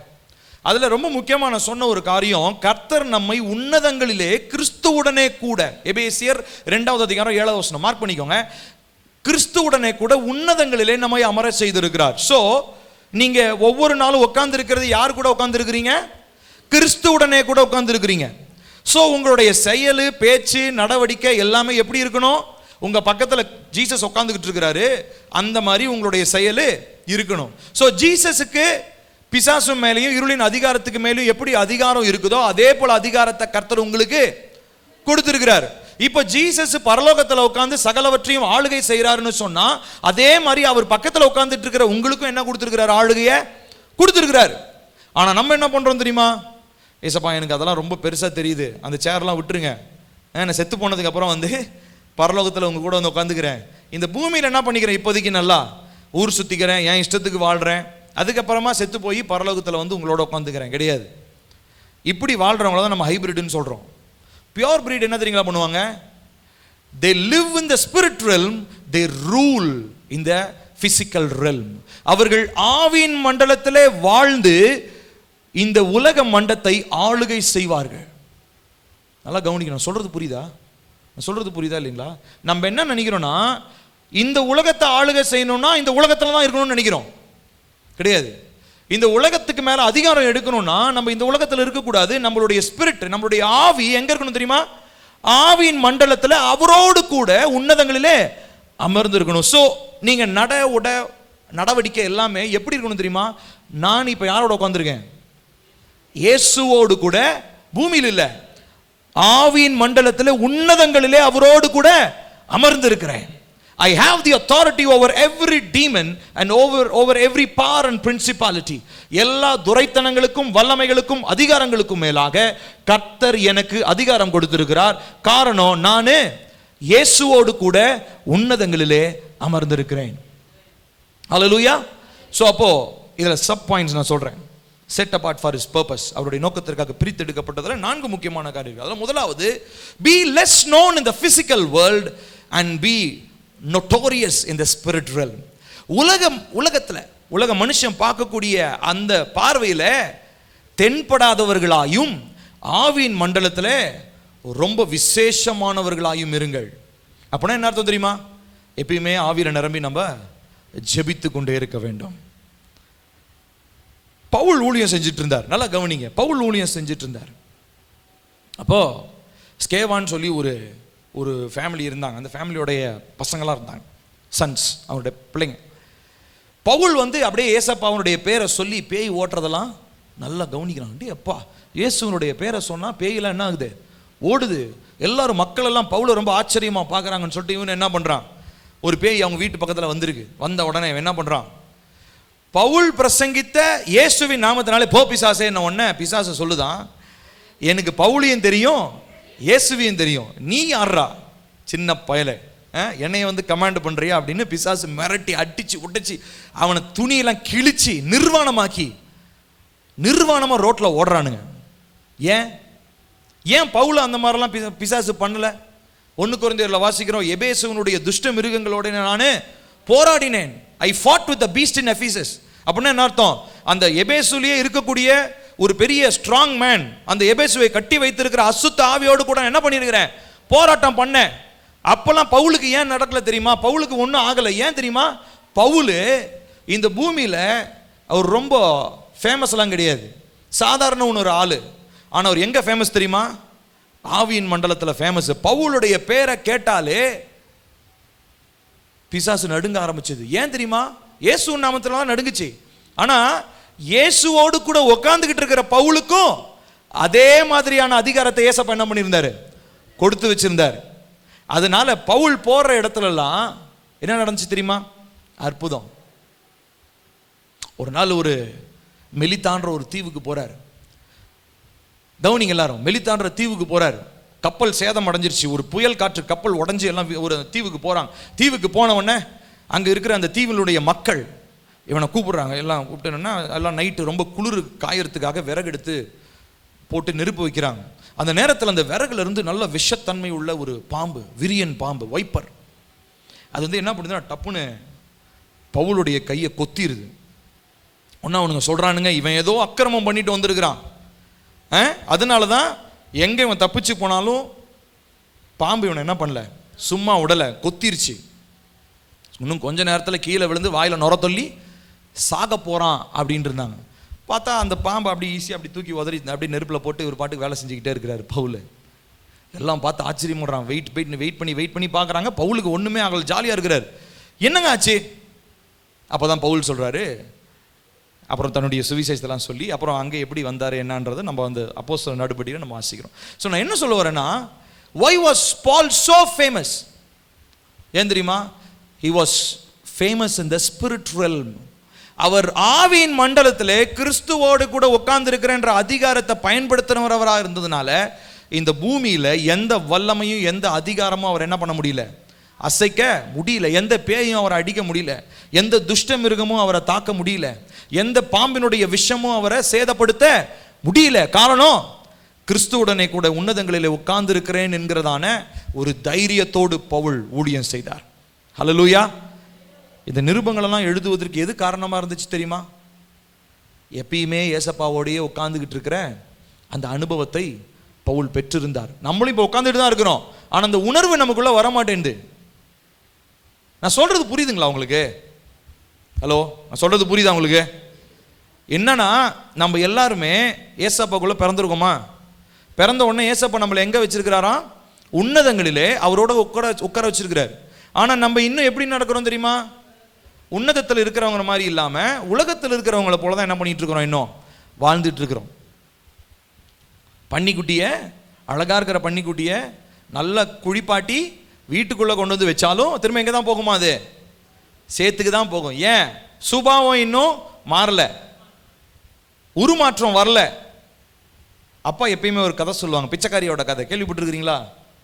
பிச்சைக்காரி ஒருத்தி இருந்தாலும், ரொம்ப அழகாக இருந்தாலும் அந்த பிச்சைக்காரி. அந்த ஊரில் அந்த ஊரினுடைய ராஜா அப்படியே அந்த ரோட்டு வழியாக போகும்போது பார்த்தா அந்த பிச்சைக்காரி ரொம்ப அழகாக இருந்தாலும். அப்போ உடனே என்ன பண்ணாராம், சரி அழகாக இருக்கா, இந்த ஊரில் அழகான பெண்களை விட இந்த பிச்சைக்காரி ரொம்ப அழகாக இருக்கா, அதனால் பேசாமல் என்ன பண்ணிடுவோம், கல்யாணம் பண்ணி ராணியாக்கி இவளுக்கு ஒரு வாழ்க்கை கொடுக்கலான்னு சொல்லி அந்த ராஜா அந்த பிச்சைக்காரியை கல்யாணம் பண்ணிட்டு வந்தாராம். வந்து வீட்டில் வந்து நல்லா ட்ரெஸ்ஸஸ்லாம் போட்டு நல்லா எல்லாம் கல்யாணம்லாம் முடித்து விருந்து சாப்பிட்றதுக்காக உட்காடுறாங்க. விருந்து சாப்பிட உட்காரும் போது பார்த்தா ராணி பிளேட்டில் வச்ச பிளேட் எடுத்துன்னு போயிடுறாங்க. முதல் நாள் புரியல, 4-5 நாள் இதே மாதிரி நடக்குது. ராஜா கூட ராணி உட்காந்து சாப்பிடவே மாட்டேன்றாங்க. இந்த ராஜாவுக்கு புரியல, என்ன அது, மற்ற எல்லா ஆக்டிவிட்டியும் நல்லா இருக்குது, ஆனால் சாப்பிடும் போது மட்டும் என்ன பண்ணுறா, ஒரு ரூம்குள்ளே போய் சாப்பிட்றாளே என்ன அப்படின்னு சொல்லிட்டு ஒரு நாள் ஃபாலோ பண்ணுறாரு. தட்டை எடுத்துக்கிட்டு சாப்பிட்ற நேரம் வரும்போது தட்டில் போடுறாங்க. ராஜா நல்ல மேஜையில் உட்காந்து சாப்பிட்றாரு டேபிளில். ஆனால் இந்த ராணி, பிச்சைக்காரி ராணி என்ன பண்ணுறாங்க, அந்த தட்டை எடுத்துன்னு போயிட்டு ரூம்குள்ளே வச்சு, ரூமில் வரிசையாக ஜன்னலாக இருக்குது, அந்த ஜன்னலில் நல்லா ஒவ்வொரு கைப்பிடி சாப்பாடு எடுத்து ஒவ்வொரு ஜன்னலாக வச்சிடுறாங்க. வச்சுட்டு மெதுவாக போய் அந்த பிளேட் எடுத்து, அம்மா தாயே பிச்சை போடுங்க, அடுத்த ஜன்னலில், அம்மா தாயே பிச்சை போடுங்க, அங்கேருந்து எடுத்து சாப்பிட்றது. அடுத்த ஜன்னல், அம்மா தாயே பிச்சை போடுங்க, அந்த ஜன்னல் சாப்பாடு எடுத்து சாப்பிட்டாங்களாம். ராஜாக்கு வந்தது பாருங்க கோவம். உன்னைய ராணி ஆக்கி தட்டில் தங்க தட்டுலையும் பெரிய மேஜையிலையும் உனக்கு சாப்பாடு போட்டு வச்சா நீ என்ன பண்ற? பிச்சைக்காரி ஆட்டம் திரும்பவும் பிச்சைக்கார புத்தியை காமிச்சு ஜன்னலுக்கு சோத்த வச்சு அங்கிருந்து எடுத்து பிச்சைக்காரியாவே இன்னும் இருக்கிற. அப்போ பிச்சைக்காரிக்கு ட்ரெஸ் மாறிடுச்சு. அல்ல அழுக்கு பிடிச்ச மூஞ்செல்லாம் போய் மேக்கப் போட்டு இப்போ ஜம்முன்னு பயங்கர அழகா இருக்கிறா. கூந்தல்லாம் பின்னியாச்சு, எல்லாம் அழகு. ஆனா குணம் இன்னும் மாறல, பிச்சைக்கார குணமே தான் இருந்துச்சு. இப்படிதான் நம்ம எல்லாரும் இருக்கிறோம். ஏசப்பா நம்மள மேஜையில உட்காந்து, வாடா மகனே மகளே என்னோட உட்காந்து சாப்பிடுங்க, என்னோட கூட உட்காந்து ரூல் பண்ணுங்கன்னா நம்ம என்ன பண்றோம்? ஐயோ ஆண்டவரே, ஐயோ முடியலையே, ஐயோ இந்த பிசாசு குத்துதே, இங்க குடையுதே, அங்க உருளுதே, இதே தான் நம்ம சொல்றோம், இதே தான் பேசிக்கிட்டே இருக்கோம். ஆனா யாருமே கர்த்தர் நமக்கு கொடுத்திருக்கிறதான ஸ்தானத்தை உணர்ந்து கொண்டு நான் தேவனோடு கூட இருக்கிறேன் அப்படின்னு சொல்லி அந்த ஆவியில நடக்கிற அனுபவத்தை நம்ம பெற்றுக்கொள்வதில்லை. உங்களை மாதிரி தான் நானும் இருந்தேன். ஆனால் கர்த்தர் என்னை மாற்றி இருக்கிறார். நான் உங்களுக்கு முன்னாடி ஒரு சவாலாக நான் நிற்கிறேன். நான் இன்னைக்கு என்னால் நல்லா சொல்ல முடியும், கர்த்தர் எனக்கு அந்த அதிகாரத்தை கொடுத்திருக்கிறார். எல்லா சர்ப்பத்தையும் தேள்களையும் மிதிக்கத்தக்க அதிகாரத்தையும், சத்துருனுடைய எல்லா வல்லமைகளையும் எதிர்த்து நிற்கத்தக்க அதிகாரத்தையும் மாத்திரம் இல்லை, வியாதியையும் பலவீனத்தையும் மரணத்தையும் எதிர்க்கத்தக்கதான அந்த அதிகாரத்தை கர்த்தர் எனக்கு கொடுத்திருக்கிறார். இதை நான் அனுபவிச்சுக்கிட்டு இருக்கேன், அதை நான் பழகிக்கிட்டு இருக்கிறேன். அதனால இன்னைக்கு நான் உங்ககிட்ட சொல்றேன், நீங்க எல்லாரும் பவுல் சொன்னது மாதிரி என்ன பண்ணுங்க? ஆவியின் மண்டலத்தில் உன்னதங்களிலே கிறிஸ்துவுடனே கூட உட்கார்ந்து அரசாளுகிற கிறிஸ்துவை போல மாறி கிறிஸ்துவனுடைய மகிமையை வெளிப்படுத்தி இந்த உலகத்திலே மறைக்கப்பட்டவர்களாய் ஆவின் மண்டலத்தில் ரொம்ப ஃபேமஸ் ஆனவங்களாம் மாறணும். அல்லேலூயா. இந்த உலகத்தில் பில்லினா யாருக்கும் தெரியக்கூடாது. ஆனால் ஆவியின் மண்டலத்தில் பில்லினா பிசாசுனா தெரிச்சு ஓடணும். ஐயோ பில்லியா, அவங்ககிட்ட யாருடைய அக்கினி இருக்கு? தேவனுடைய அக்கினி இருக்கு. இன்னைக்கு அதுதான் என்னுடைய லைஃபினுடைய வாழ்க்கையினுடைய பெரிய அச்சீவ்மெண்ட்டே அதுதான். நான் இந்த சர்ச்சில் ஊழியம் செய்கிறது கூட கிடையாது, உங்களுக்கு பிரசங்கம் பண்ணுறது கூட என்னுடைய அச்சீவ்மெண்ட் கிடையாது. என்னோட அச்சீவ்மெண்ட் என்ன தெரியுமா?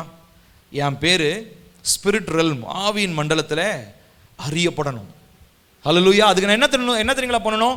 நான் ஆவியின் மண்டலத்திற்கு நான் உயர்ந்தவனாக காணப்படணும். I should ascend into the spirit realm. ஆவியின் மண்டலத்திலே உயர்ந்து உன்னதங்களிலே இருந்து ஆவியில ஜெபிக்கிற அனுபவம். அப்போ அந்நிய பாஷையில ஜெபிக்கும் போது என்ன நடக்குது தெரியுமா?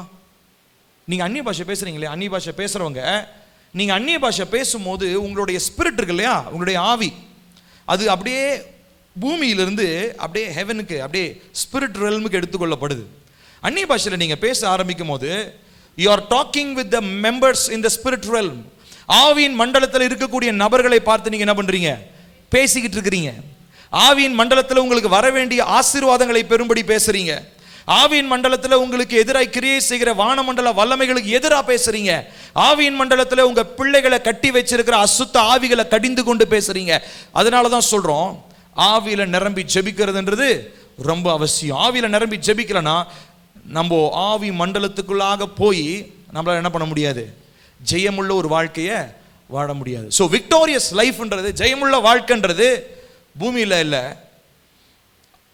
ஆவியின் மண்டலத்தில் வாழ்ந்து பூமியில் பிசாசை மேற்கொள்றது தான் ஜெயமுள்ள வாழ்க்கை. ஹல்லேலூயா. ஸோ ரெண்டாவது காரியம்.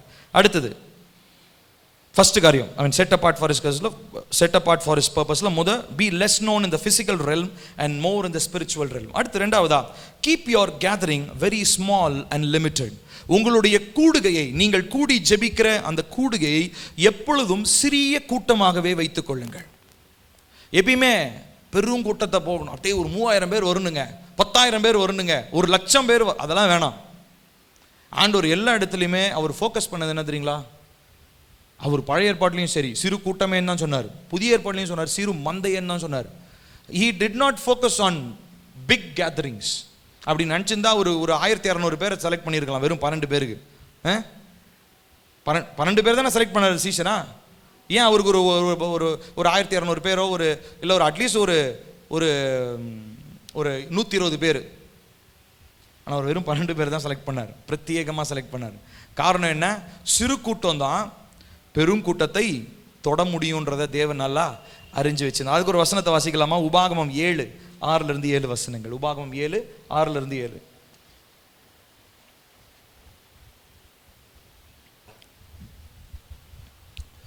சேர்ந்து வாசிக்கலாமா? உபாகமம் 7:6-7 சேர்ந்து வாசிப்போம். பக்கம் சொல்லுங்க. பக்கம் பேஜ் நம்பர் சொல்லுங்கப்பா. 232 சேர்ந்து வாசிப்போம். நீ உன் தேவனாகிய கர்த்தருக்கு பரிசுத்த ஜனம், பூச்சக்கரத்தில் உள்ள எல்லா ஜனங்களிலும் உன் தேவனாகிய கர்த்தர் உன்னை தமக்கு சொந்தமாக இருக்கும்படி தெரிந்து கொண்டார். சகல ஜனங்களிலும் நீங்கள் திரட்சியான ஜனம் என்று கர்த்தர் உங்கள் பேரில் அன்பு வைத்து உங்களை தெரிந்து கொள்ளவில்லை. நீங்கள் சகல ஜனங்களிலும் கொஞ்சமாயிருந்தீர்கள். இஸ்ரவேலை எதற்காக தேவன் தெரிந்து கொண்டாருங்க? மாஸ் காட்டுறதுக்கு தெரியும்னா ரஷ்யாவை தெரிஞ்சிருக்கணும் ஆண்டவர். ஏன்னா ரஷ்யாவில் தான் நல்லா நிறைய மக்கள் இருந்தாங்க. ஆனால் இவங்க ரொம்ப சின்ன கூட்டம். இன்ஃபேக்ட் ஆபிரகாமை தெரிந்தெடுக்கும் போது ஆபிரகாம், ஈசாக்கு, யாக்கோபுக்கு 12 பிள்ளைங்க தான். ஆனால் அந்த 12 பிள்ளைங்க அந்த 400 வருஷம் கேப்பில் எகிப்தில் பார்த்தீங்கன்னா எத்தனை கோடிக்கணக்கான மக்களாக ஆகிட்டாங்க, லட்சக்கணக்கான மக்களாக மாறிட்டாங்க. எப்படி மாறினாங்க? கர்த்தர் சொன்ன வாக்குத்தத்தத்தின்படி கர்த்தர் என்ன பண்ணார்? அவங்கள பூமியின் தூளை போல அவர்களை பெருக பண்ணார். வானத்து நட்சத்திரங்களை போல அவர்களை பெருக பண்ணினார். இப்போ அப்படி இருந்தாலும் ஹோல் வேர்ல்டுடைய பாப்புலேஷன் கம்பேர் பண்ணும்போது இஸ்ரேல் வந்து சின்ன கூட்டம் தான். இப்போ இந்த சின்ன கூட்டத்தை கொண்டு தான் கர்த்தர் என்ன பண்ணார்? ரட்சிப்பை முழு உலகத்திற்கும் கட்டளையிட்டார். ஆமா தானே? எங்க இஸ்ரவேலில் இருந்து தானே நம்ம ரட்சிக்கப்பட்டோம். ஆமா தானே? அல்லேலூயா. இங்க நாம யாருமே வந்து நான் இந்தியன், நான் எதுக்கு இஸ்ரவேலினுடைய கடவுளை ஏற்றுக்கொள்ளணும்னு நம்ம யாரும் சொல்லல. இஸ்ரவேலில் ஏசப்பா பிறந்தார், அவ்வளவுதான். ஆனா ஒரு முழு உலகத்திற்கும் அவர் ஒரு தான் கடவுளாக இருக்கிறார். அவர் ஒருவர் தான் தேவனுடைய குமாரனாக இருக்கிறார். அதை நம்ம ஏற்றுக்கொள்கிறோம், அதை நம்ம விசுவாசிக்கிறோம். அப்போ ஏசப்பாவுடைய ஃபோக்கஸ் எப்பயுமே சிறு கூட்டம். எப்பயுமே உங்களுடைய கூட்டத்தை சின்னதாக வச்சுக்கோங்க. Never increase your crowd. ஏன்னா இன்னைக்கு பூமியில் பார்த்தீங்கன்னா ஒரு வேலையை செய்யணும்னா, பிரபலம் ஆகணும்னா கூட்டம் என்ன ஆகணும்? பெருசாகணும். இன்ஸ்டாகிராமில் ஃபாலோவர்ஸ் அதிகமாகணும், யூடியூப்பில் சப்ஸ்கிரைபர்ஸ் அதிகமாகணும். இது வந்து உலகத்தில் வேலை செய்யணும்னா அது வேணும். ஆனால் ஆவின் மண்டலத்தில் நம்ம இணைஞ்சு ஜெபிக்கணும்னா keep your crowd, keep your gathering in a limited size. ரொம்ப பெருசாக நம்ம போயிட்டோம்னா நம்மளோட இம்பேக்ட் வந்து ரொம்ப கம்மியாக இருக்கும். ஆனால் எந்த அளவுக்கு நம்ம கம்மியாக இருக்கிறோமோ அந்த அளவுக்கு நம்ம இம்பேக்ட் அதிகமாக. இம்பேக்ட் என்னன்னா அந்த கூர்மையாக ஒரு அம்பை நீங்கள் மொன்னையாக இருக்கிற அம்பை தூக்கி எறிகிறதுக்கும் கூர்மையான இருக்கிற அம்பை தூக்கி எறிகிறதுக்கும் வித்தியாசம் இருக்குது. கூர்மையான அம்பை என்ன பண்ணும்? காற்றை துளைத்து கொண்டு ஓட்ட போட்டுட்டு போவோம். ஆனால் மொன்னையாக இருக்கக்கூடிய அம்பை நீங்கள் தூக்கி போட்டிங்கன்னா கொஞ்சம் தூரம் கூட போகாது. இதே தான். So keep your crowd in a limited gathering. மூணாவதா ஒரு வசனத்தை வாசிப்போம். உபாகமம் அப்படியே ஒரு 4 பக்கம் திருப்பினீங்கன்னா 14வது அதிகாரம், உபாகமம் 14:2, 14 2வது வசனம். உபாகமம் 14 2வது வசனம். டியூட்ரானமி 14:2 சேர்ந்து வாசிப்போம். நீங்கள் உங்கள் தேவனாகிய கர்த்தருக்கு பரிசுத்தமான ஜனங்கள், பூமியின் மீதெங்கும் உள்ள எல்லா ஜனங்களிலும் உங்களையே கர்த்தர் தமக்கு சொந்த ஜனங்களாய் தெரிந்து கொண்டிருக்கிறார். தேவன் இஸ்ரவேலை பார்த்து சொல்றாரு பரிசுத்த ஜனம். ஸோ மூன்றாவதா நாம் பார்க்கக்கூடியது அவருடைய பர்பஸ், அவருடைய நோக்கம் இல்லை, பரிசுத்தத்திற்காக மாத்திரமே நாம் வாழ வேண்டும். live only for the holiness that God wants you to have. கர்த்தர் உங்களிடத்துல எந்த பரிசுத்தத்தை எதிர்பார்க்கிறாரோ அந்த பரிசுத்தத்திற்காக மாத்திரமே வாழணும். ஆனால் இன்னைக்கு எப்படி தெரியுமா? சண்டை ஏதாவது வந்துருச்சுன்னு வச்சுக்கோங்களேன், புருஷங்கிட்ட சண்டை போட்டா புருஷங்கிட்ட என்ன சொல்லுவாங்க? உனக்காக நான் என் பிள்ளைக்காக பார்க்குறேன், என் பிள்ளைக்காக தான் நான் வாழ்கிறேன், இல்லைனா உன்னை என்னைக்கோ என்ன பண்ணியிருப்பேன்? கலட்டி விட்டு போயிருப்பேன். இன்னைக்கு சண்டையில் தான் யாருக்காக யார் வாழ்கிறாங்கன்னு பேச்செல்லாம் வரும். கவனிச்சிருக்கிறீங்களா? புருஷன் சொல்லுவார் பிள்ளைக்காக பார்க்குறேன், இல்லைனா உன்னை என்னைக்கோ நான் கலட்டி விட்டுருப்பேன். ஸோ அப்போ ஆக மொத்தம் கணவனும் மனைவியும் தேவனுக்காக வாழல, யாருக்காக வாழ்கிறாங்க? பிள்ளைக்காக வாழ்ந்துன்னு இருக்காங்க. இப்படி தான் இன்னைக்கு நம்ம எல்லாரும் ஒரு அறியாமையிலே இருக்கிறோம். நம்ம எல்லாருமே தேவனுக்காக வாழ்கிறோம். அல்லேலூயா. இப்போ நான் வாழ்ந்தாலும் நான் என் மனைவிக்காக நான் வாழல, நான் தேவனுக்காக வாழ்கிறேன். என் மனைவியும் தேவனுக்காக தான் வாழணும். நான் என் மனைவிக்காக வாழ்ந்தேன்னா என்னால் ஊழியம் செய்ய முடியாது, தேவ சித்தத்தை செய்ய முடியாது. நான் என் மனைவியை பிரியப்படுத்துறது தான் முதல் நோக்கமாக வச்சுருப்பேன். ஆனால் நான் தேவனுக்காக வாழ்கிறதுனால என் மனைவியை பிரியப்படுத்துறதை விட என் தேவனை பிரியப்படுத்துறது தான் என்னுடைய முதல் நோக்கமாக இருக்கிறது. நீங்கள் பிள்ளையை முதன்மையாக வச்சிங்கன்னா பிள்ளைக்கு என்ன தேவை, பிள்ளைக்கு என்ன வேணும், அதே தான் யோசிப்பீங்க. அதனால் பிள்ளை, கணவன், மனைவி எல்லாத்தையும், பெற்றோர் எல்லாத்தையும் தூக்கி ஓரங்கட்டி வச்சுட்டு நம்ம யாருக்காக வாழணும் தெரியுமா? தேவனுக்காக. ரொம்ப முக்கியமாக இந்த வசனம் சொல்கிற மாதிரி பரிசுத்தத்திற்காக, live only for the holiness of God. கர்த்தருடைய பரிசுத்தத்திற்காக மாத்திரமே வாழ நாம் பழக வேண்டும். இதுதான் நம்முடைய நோக்கம். மூன்றாவது. நான்காவதா கடைசியாக நான் சொல்றது, இந்த உலகத்திற்கு இல்லாதவர்களாய், இந்த உலகத்தாராய் இல்லாமல் இருங்கள். அதுக்கான வசனத்தை வாசிப்போம். யோவான் 17வது அதிகாரம் 14 23 வசனங்கள் வாசித்து நான் முடிக்க போகிறோம். இன்னைக்கு கொஞ்சம் ரொம்ப நிறைய நேரம் ஆயிடுச்சு. ஆனாலும் நான் சொல்ல வேண்டிய மெசேஜ் நான் சொல்லி தான் ஆகணும். நீங்கள் கவனிக்கிறீங்களோ தூங்குனீங்களோ முழிச்சிருந்தீங்களோ எனக்கு தெரியாது. யோவான் 17:14 to 23. சரிங்களா? நிறைய பேர் இந்த வசனத்தை கவனிக்கல, பரவாயில்ல, எனக்கு சலிச்சு போச்சு சொல்லி கவனிங்க. நான் சொல்ல போகிறது யோவான் 17:14 to 23 சேர்ந்து வாசிப்போம். நான் உம்முடைய வார்த்தையை அவர்களுக்கு கொடுத்தேன். நான் உலகத்தானால் அல்லாதது போல அவர்களும் உலகத்தார் அல்ல. ஆதலால் உலகம் அவர்களை பகைத்தது. நீர் அவர்களை உலகத்திலிருந்து எடுத்துக்கொள்ளும்படி நான் வேண்டிக் கொள்ளாமல் நீர் அவர்களை தீமை நின்று காக்கும்படி வேண்டிக் கொள்ளுகிறேன். நான் உலகத்தான் அல்லாதது போல அவர்களும் உலகத்தார் அல்ல. உம்முடைய சத்தியத்தினாலே அவர்களை பரிசுத்தமாக்கும். உம்முடைய வசனமே சத்தியம். நீர் என்னை உலகத்தில் அனுப்பினது போல நானும் அவர்களை உலகத்தில் அனுப்புகிறேன். அவர்களும் சத்தியத்தினாலே பரிசுத்தமாக்கப்பட்டவர்களாகும்படி அவர்களுக்காக நான் என்னைத்தானே பரிசுத்தமாக்குகிறேன். நான் இவர்களுக்காக வேண்டிக் கொள்ளுகிறதும் இல்லாமல் இவர்களுடைய வார்த்தையினால் என்னை விசுவாசிக்கிறவர்களுக்காகவும் வேண்டிக் கொள்ளுகிறேன். அவர்கள் எல்லாரும் ஒன்றாயிருக்கவும், பிதாவே, நீர் என்னை அனுப்பினதை உலகம் விசுவாசிக்கிறதற்காக நீர் என்னிலேயும் நான் உம்மிலேயும் இருக்கிறது போல அவர்கள் எல்லாரும் நம்மில் ஒன்றாயிருக்கவும் வேண்டிக் கொள்ளுகிறேன். நாம் ஒன்றாயிருக்கிறது போல அவர்களும் ஒன்றாயிருக்கும்படி நீர் எனக்கு தந்த மகிமையை நான் அவர்களுக்கு கொடுத்தேன். ஒருமைப்பாட்டில் அவர்கள் தேறினவர்களாய் இருக்கும்படிக்கும் என்னை நீர் அனுப்பினதை நீர் என்னில் அன்பாய் இருக்கிறது போல அவர்களிலும் அன்பாய் இருக்கிறதையும் உலகம் அறியும்படிக்கும் நான் அவர்களிலும் நீர் என்னிலும் இருக்கும்படி வேண்டிக் கொள்கிறேன். 17வது அதிகாரம் பிரதான ஆசாரியனுடைய ஜெபம் என்று அழைக்கப்படுகிறது. இயேசு கிறிஸ்து பிரதான ஆசாரியனாக இருக்கிறார். ஆமா தானே? நமக்காக பரிந்து பேசுறவர் யாரு? இயேசு கிறிஸ்து. இவர் நமக்காக பரிந்து பேசுற பூமியில் இருந்தப்போ அவர் செஞ்ச ஜெபம் தான் இந்த ஜெபம். இதுல 2 இடத்துல ஏசப்பா தெளிவா அந்த வார்த்தையை சொல்றாரு.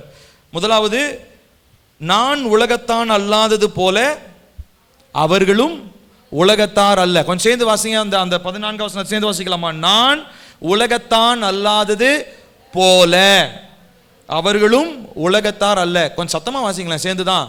நான் உலகத்தான் அல்லாதது போல அவர்களும் உலகத்தார் அல்ல. அப்படின்னா என்ன அர்த்தம்? நீங்களும் நானும் இந்த உலகத்துக்கு உரியவங்க அல்ல. ஆனாலும் இந்த உலகத்துக்குள்ள தான் இருக்கிறோம். உலகத்தார்கள் இல்லைன்னு நம்மளை ஆண்டவர் எங்கே வெளியெல்லாம் கூப்பிட்டு போல, உலகத்தில் தான் இருக்கிறோம். எதுக்காக வச்சிருக்கிறாரு நம்மளை? அவருடைய மகிமையை வெளிப்படுத்தும்படியாக தான் நம்மளை வச்சிருக்கிறார். ஸோ நம்ம வாழ்க்கை வாழ்றது எப்படி தெரியுமா இருக்கணும்? இந்த உலகத்தில் இருக்கணும். ஆனால் இந்த உலகத்துக்குரிய வாழ்க்கை நம்ம வாழ்க்கையில் இருக்கக்கூடாது. Hallelujah. So do not belong to this world, do not conform to this world. இந்த உலகத்தினுடைய காரியங்களுக்கு உங்களை நீங்கள் மாற்றிக்கொள்ளாதீர்கள்.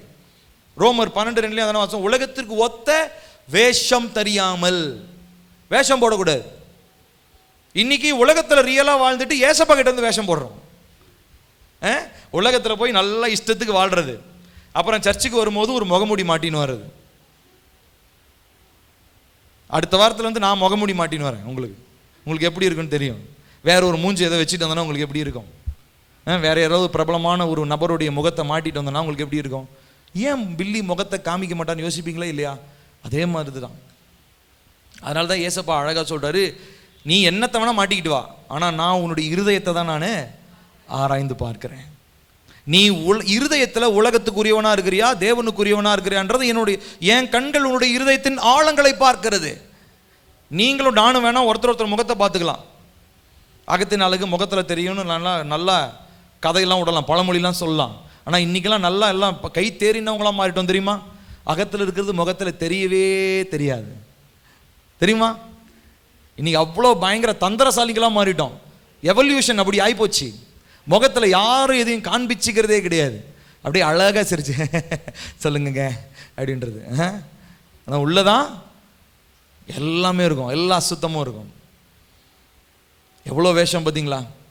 கர்த்தர் சொல்றாரு, நீங்க இப்படி இருக்காதீங்க. நீங்க இப்படி இருந்தீங்கன்னா எனக்கு உரியவங்க நீங்க கிடையாது. நீங்க என் பிள்ளைங்க, என் மகனே மகளை எல்லாம் பெயர் சொல்லி அழைக்க மாட்டேன். நீங்க எனக்கு உரியவர்கள் அல்ல.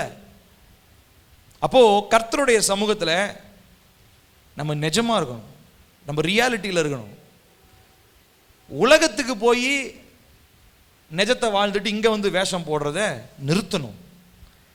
வாழ்ற வாழ்க்கை ஒரே வாழ்க்கை, இயேசுக்காக வாழ்றோம், இயேசுனுடைய மகிமையை வெளிப்படுத்த வாழ்றோம். அதுக்காகவே கர்த்தர் நம்மளை தெரிந்து கொண்டார். ஹல்லேலூயா. ஸோ நீங்கள் ஹைபிரிடாக இருக்க போறீங்களா, பியோர் பிரீடாக இருக்க போறீங்களான்னு தீர்மானம் பண்ணுங்க. ஹைபிரிடாக இருக்கிறோம் அப்படின்னா கொஞ்ச நாள் தான் இருப்பீங்க, யாரும் உங்களை போக சொல்ல வேண்டிய அவசியம் இல்லை, நீங்களே கலந்து போயிடுவீங்க. சரிங்களா? யாருக்கும் கசப்பே இல்லாமல் வெறுப்பே இல்லாமல் நீங்களே போயிடுவீங்க. ஏன் தெரியுமா?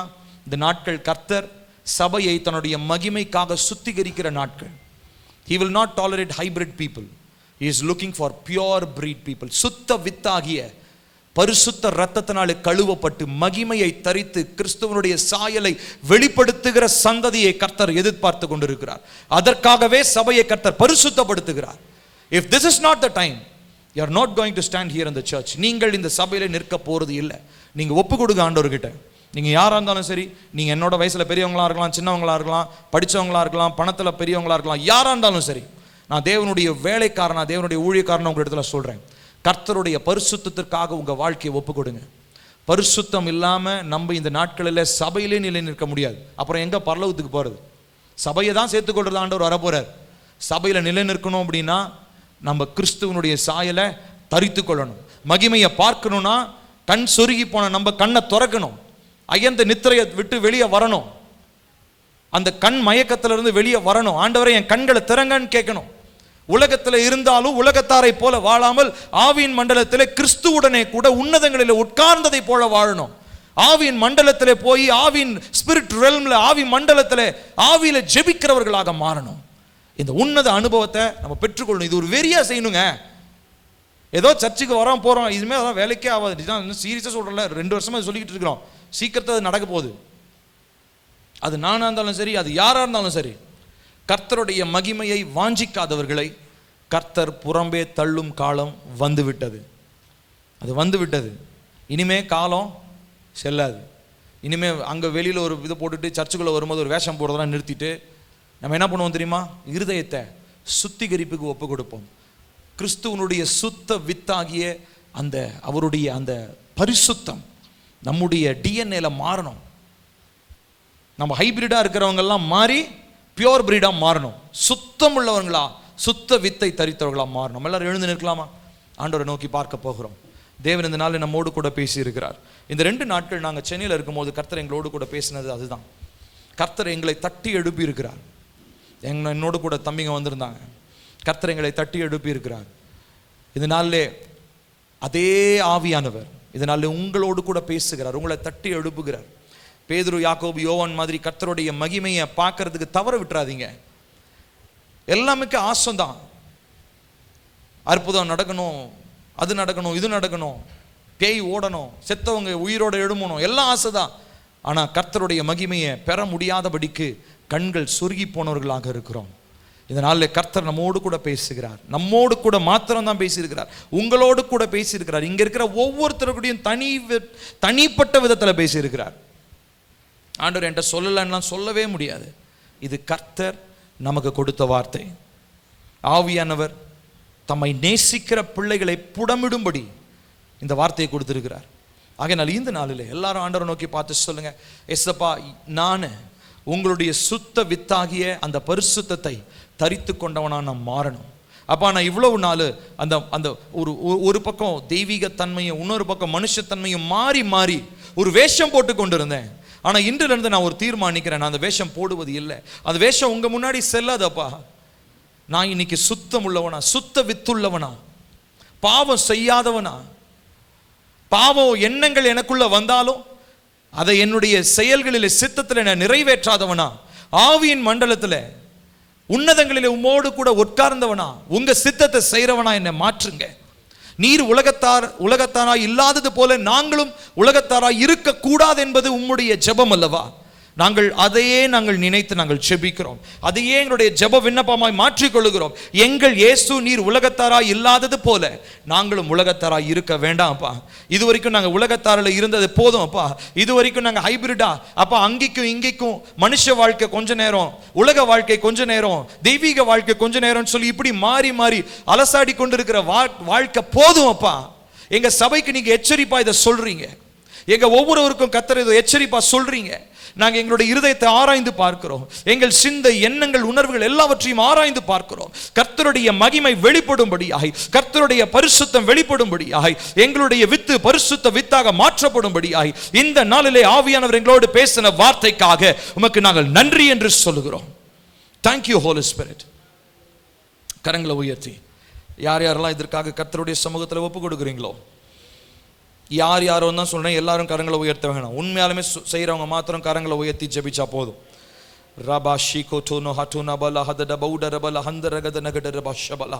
பரிசுத்த ஆவியானவரே உமக்கு நன்றி ஆண்டவரே. இந்த நாளில் யார் உண்மையாலுமே கரத்தை உயர்த்திருக்கிறாங்கன்னு உங்களுக்கு தெரியும். ஏன்னா நான் ஒருவனை கையை பார்க்குறேன், நாங்கள் ஒருத்தர் கரங்களை பார்த்துக்கிறோம். ஆனால் ஒவ்வொருத்தரோட இருதயத்தையும் ஆராய்ஞ்சு பார்க்குற தேவன் நீங்கப்பா. ஆகையினால இந்த நாளில் உண்மையாலுமே தன்னுடைய அந்த வாழ்க்கை பரிசுத்த வித்தாக மாற்றப்படணும்னு சொல்லி அப்பா இந்த நாளில் தன்னுடைய கரங்களை உயர்த்தி இருக்கிற, உண்மையாலுமே தன்னுடைய இருதயத்தை உமக்கு நேராக உயர்த்துகிற ஒவ்வொருவருக்காக நான் ஜெபிக்கிறேன். இப்பொழுது ஆண்டவரே அவர்களை உம்முடைய விசேஷித்த அபிஷேகத்தினாலே கர்த்தரவர்களை நிரப்புங்க. இதுவரை இருந்ததான எல்லா மாய்மாலம் வெளியேறுவதாக, இதுவரை இருந்ததான எல்லா வேஷங்களும் களைந்து போவதாக, இதுவரை இருந்ததான எல்லா விதமான மாம்சத்திற்குரிய கிரியைகள் அழிக்கப்படுவதாக, பரிசுத்த ஆவியானுடைய அக்கினி இறங்குவதனாலே கர்த்தருடைய ஆவியானவர் உம்முடைய பிள்ளைகளுடைய வாழ்க்கையில ஒரு புதிய உருமாற்றத்தை கர்த்தர் கட்டளையிடும், ஒரு புதிய அபிஷேகத்தை கர்த்தர் கட்டளையிடும், ஒரு புதிய ஆண்டவரே உம்முடைய வல்லமையை கட்டளையிடுவீராக. இதுவரை இருந்ததான எல்லா விதமான வேஷமும் மாறட்டும், இதுவரை இருந்ததான எல்லா மானுஷிக தன்மைகள் மாறட்டும் அப்பா. இன்றிலிருந்து எங்கள் சபை அப்பா இந்த தூய வித்தாகிய உம்முடைய பரிசுத்தத்தை தரித்தவர்களாகி, கிறிஸ்துவை தரித்தவர்களாகி, கிறிஸ்துவினுடைய சாயலை பெற்றவர்களாகி, தேவனுடைய மகிமையை வெளிப்படுத்துகிறவர்களாய் நீர் எங்களை மாற்றுவீராக, எங்களை மாற்றுவீராக. தங்களுடைய இருதயத்தை தேவனுக்கு நேராக உயர்த்தி உண்மையாய் ஜெபிக்கிற ஒவ்வொரு சகோதரனையும் சகோதரியையும் கர்த்தருடைய ஆவியானவர் இந்த நாளிலே அவருடைய இருதயத்திலிருந்து அந்த மாற்றத்தை ஏற்படுத்துங்க ராஜா. அவருடைய சித்தம், சிந்தை, எண்ணங்கள், உணர்வுகள் எல்லாவற்றையும் ஆவியானவர் ஆளுகை செய்வீராக. எப்பொழுதும் உன்னதங்களிலே கிறிஸ்துவுடனே கூட அமர்ந்திருக்கிறதான அந்த உன்னத அனுபவத்தை பெற்றவர்களாகி, கிறிஸ்துவோடு கூட ஆளுகை செய்கிறவர்களாகி, எல்லா வானமண்டல வல்லமைகளையும் துரைத்தனங்களுக்கு மேலாக அதிகாரம் எடுத்தவர்களாகி, சர்ப்பத்தின் வல்லமைகளையும் தேள்களையும் மிதிக்கத்தக்கதாகி, கர்ச்சிக்கிற சிங்கங்களை எதிர்க்கத்தக்கதான அந்த அபிஷேகத்தின் வல்லமையினாலே உம்முடைய பிள்ளைகளை கர்த்தர் நிரப்புவீராக என்று சொல்லி நான் ஜெபிக்கிறேன். கர்த்தருடைய ஆவியானவரே நீர் வல்லமையான காரியங்களை இந்த நாளில் செய்ய ஆரம்பித்திருக்கிறேன். 1 பேதுரு நாங்கள் வாசிச்சோம், இந்த சுத்த வித்தாகிய தேவ வசனத்தினாலே நீங்கள் மறுபடியும் ஜெனிப்பிக்கப்பட்டிருக்கிறீர்கள். இது உம்முடைய வார்த்தை, இது உங்களுடைய வசனம். ஆகையினால இந்த நாளிலே தங்களுடைய இருதயத்தை உமக்கு நேராக உயர்த்தி நான் சுத்த வித்தாக மாற்றப்படணும்னு ஜெபித்த ஒவ்வொருவரையும் இந்த வசனம் தொட்டு அவர்களை உருவாக்கட்டும், அவர்களை உருவாக்கட்டும். கர்த்தருடைய ஆவியானவர் எங்களோடு பேசினதற்காக ஸ்தோத்திரம். இந்த நாளிலே எங்களுடைய இருதயத்தில் இந்த மாற்றத்தை கர்த்தர் ஆரம்பித்திருக்கிறீர். கர்த்தருடைய வருகையின் பரியந்தம் நாங்கள் மகிமையை காத்துக்கொள்ள, உமக்காக வாழ உம்முடைய சித்தம் செய்ய உதவி செய்யும். நீரே உயர்ந்திரம், துதி கன மகிமை எல்லாம் உமக்கே. இயேசுவின் நாமத்தில் கேட்கிறோம் ஜீவனுள்ள நல்ல பிதாவே, ஆமென். நம்முடைய கர்த்தராகிய இயேசு கிறிஸ்துவின் கிருபையும் பிதாவாகிய தேவனுடைய அன்பும் பரிசுத்த ஆவியானுடைய காவலும் ஐக்கியமும் நம் அனைவரோடும் என்றும் என்றும் சதா காலங்களிலும் நிலைத்திருப்பதாக. ஆமென், ஆமென். Praise the Lord. கர்த்தர் நம்மை ஆசீர்வதிப்பார். நாளை மறுநாள் காலை 10 சாயங்காலம் 4 மணி வரைக்கும் சிறு பிள்ளைகளுக்கு அந்த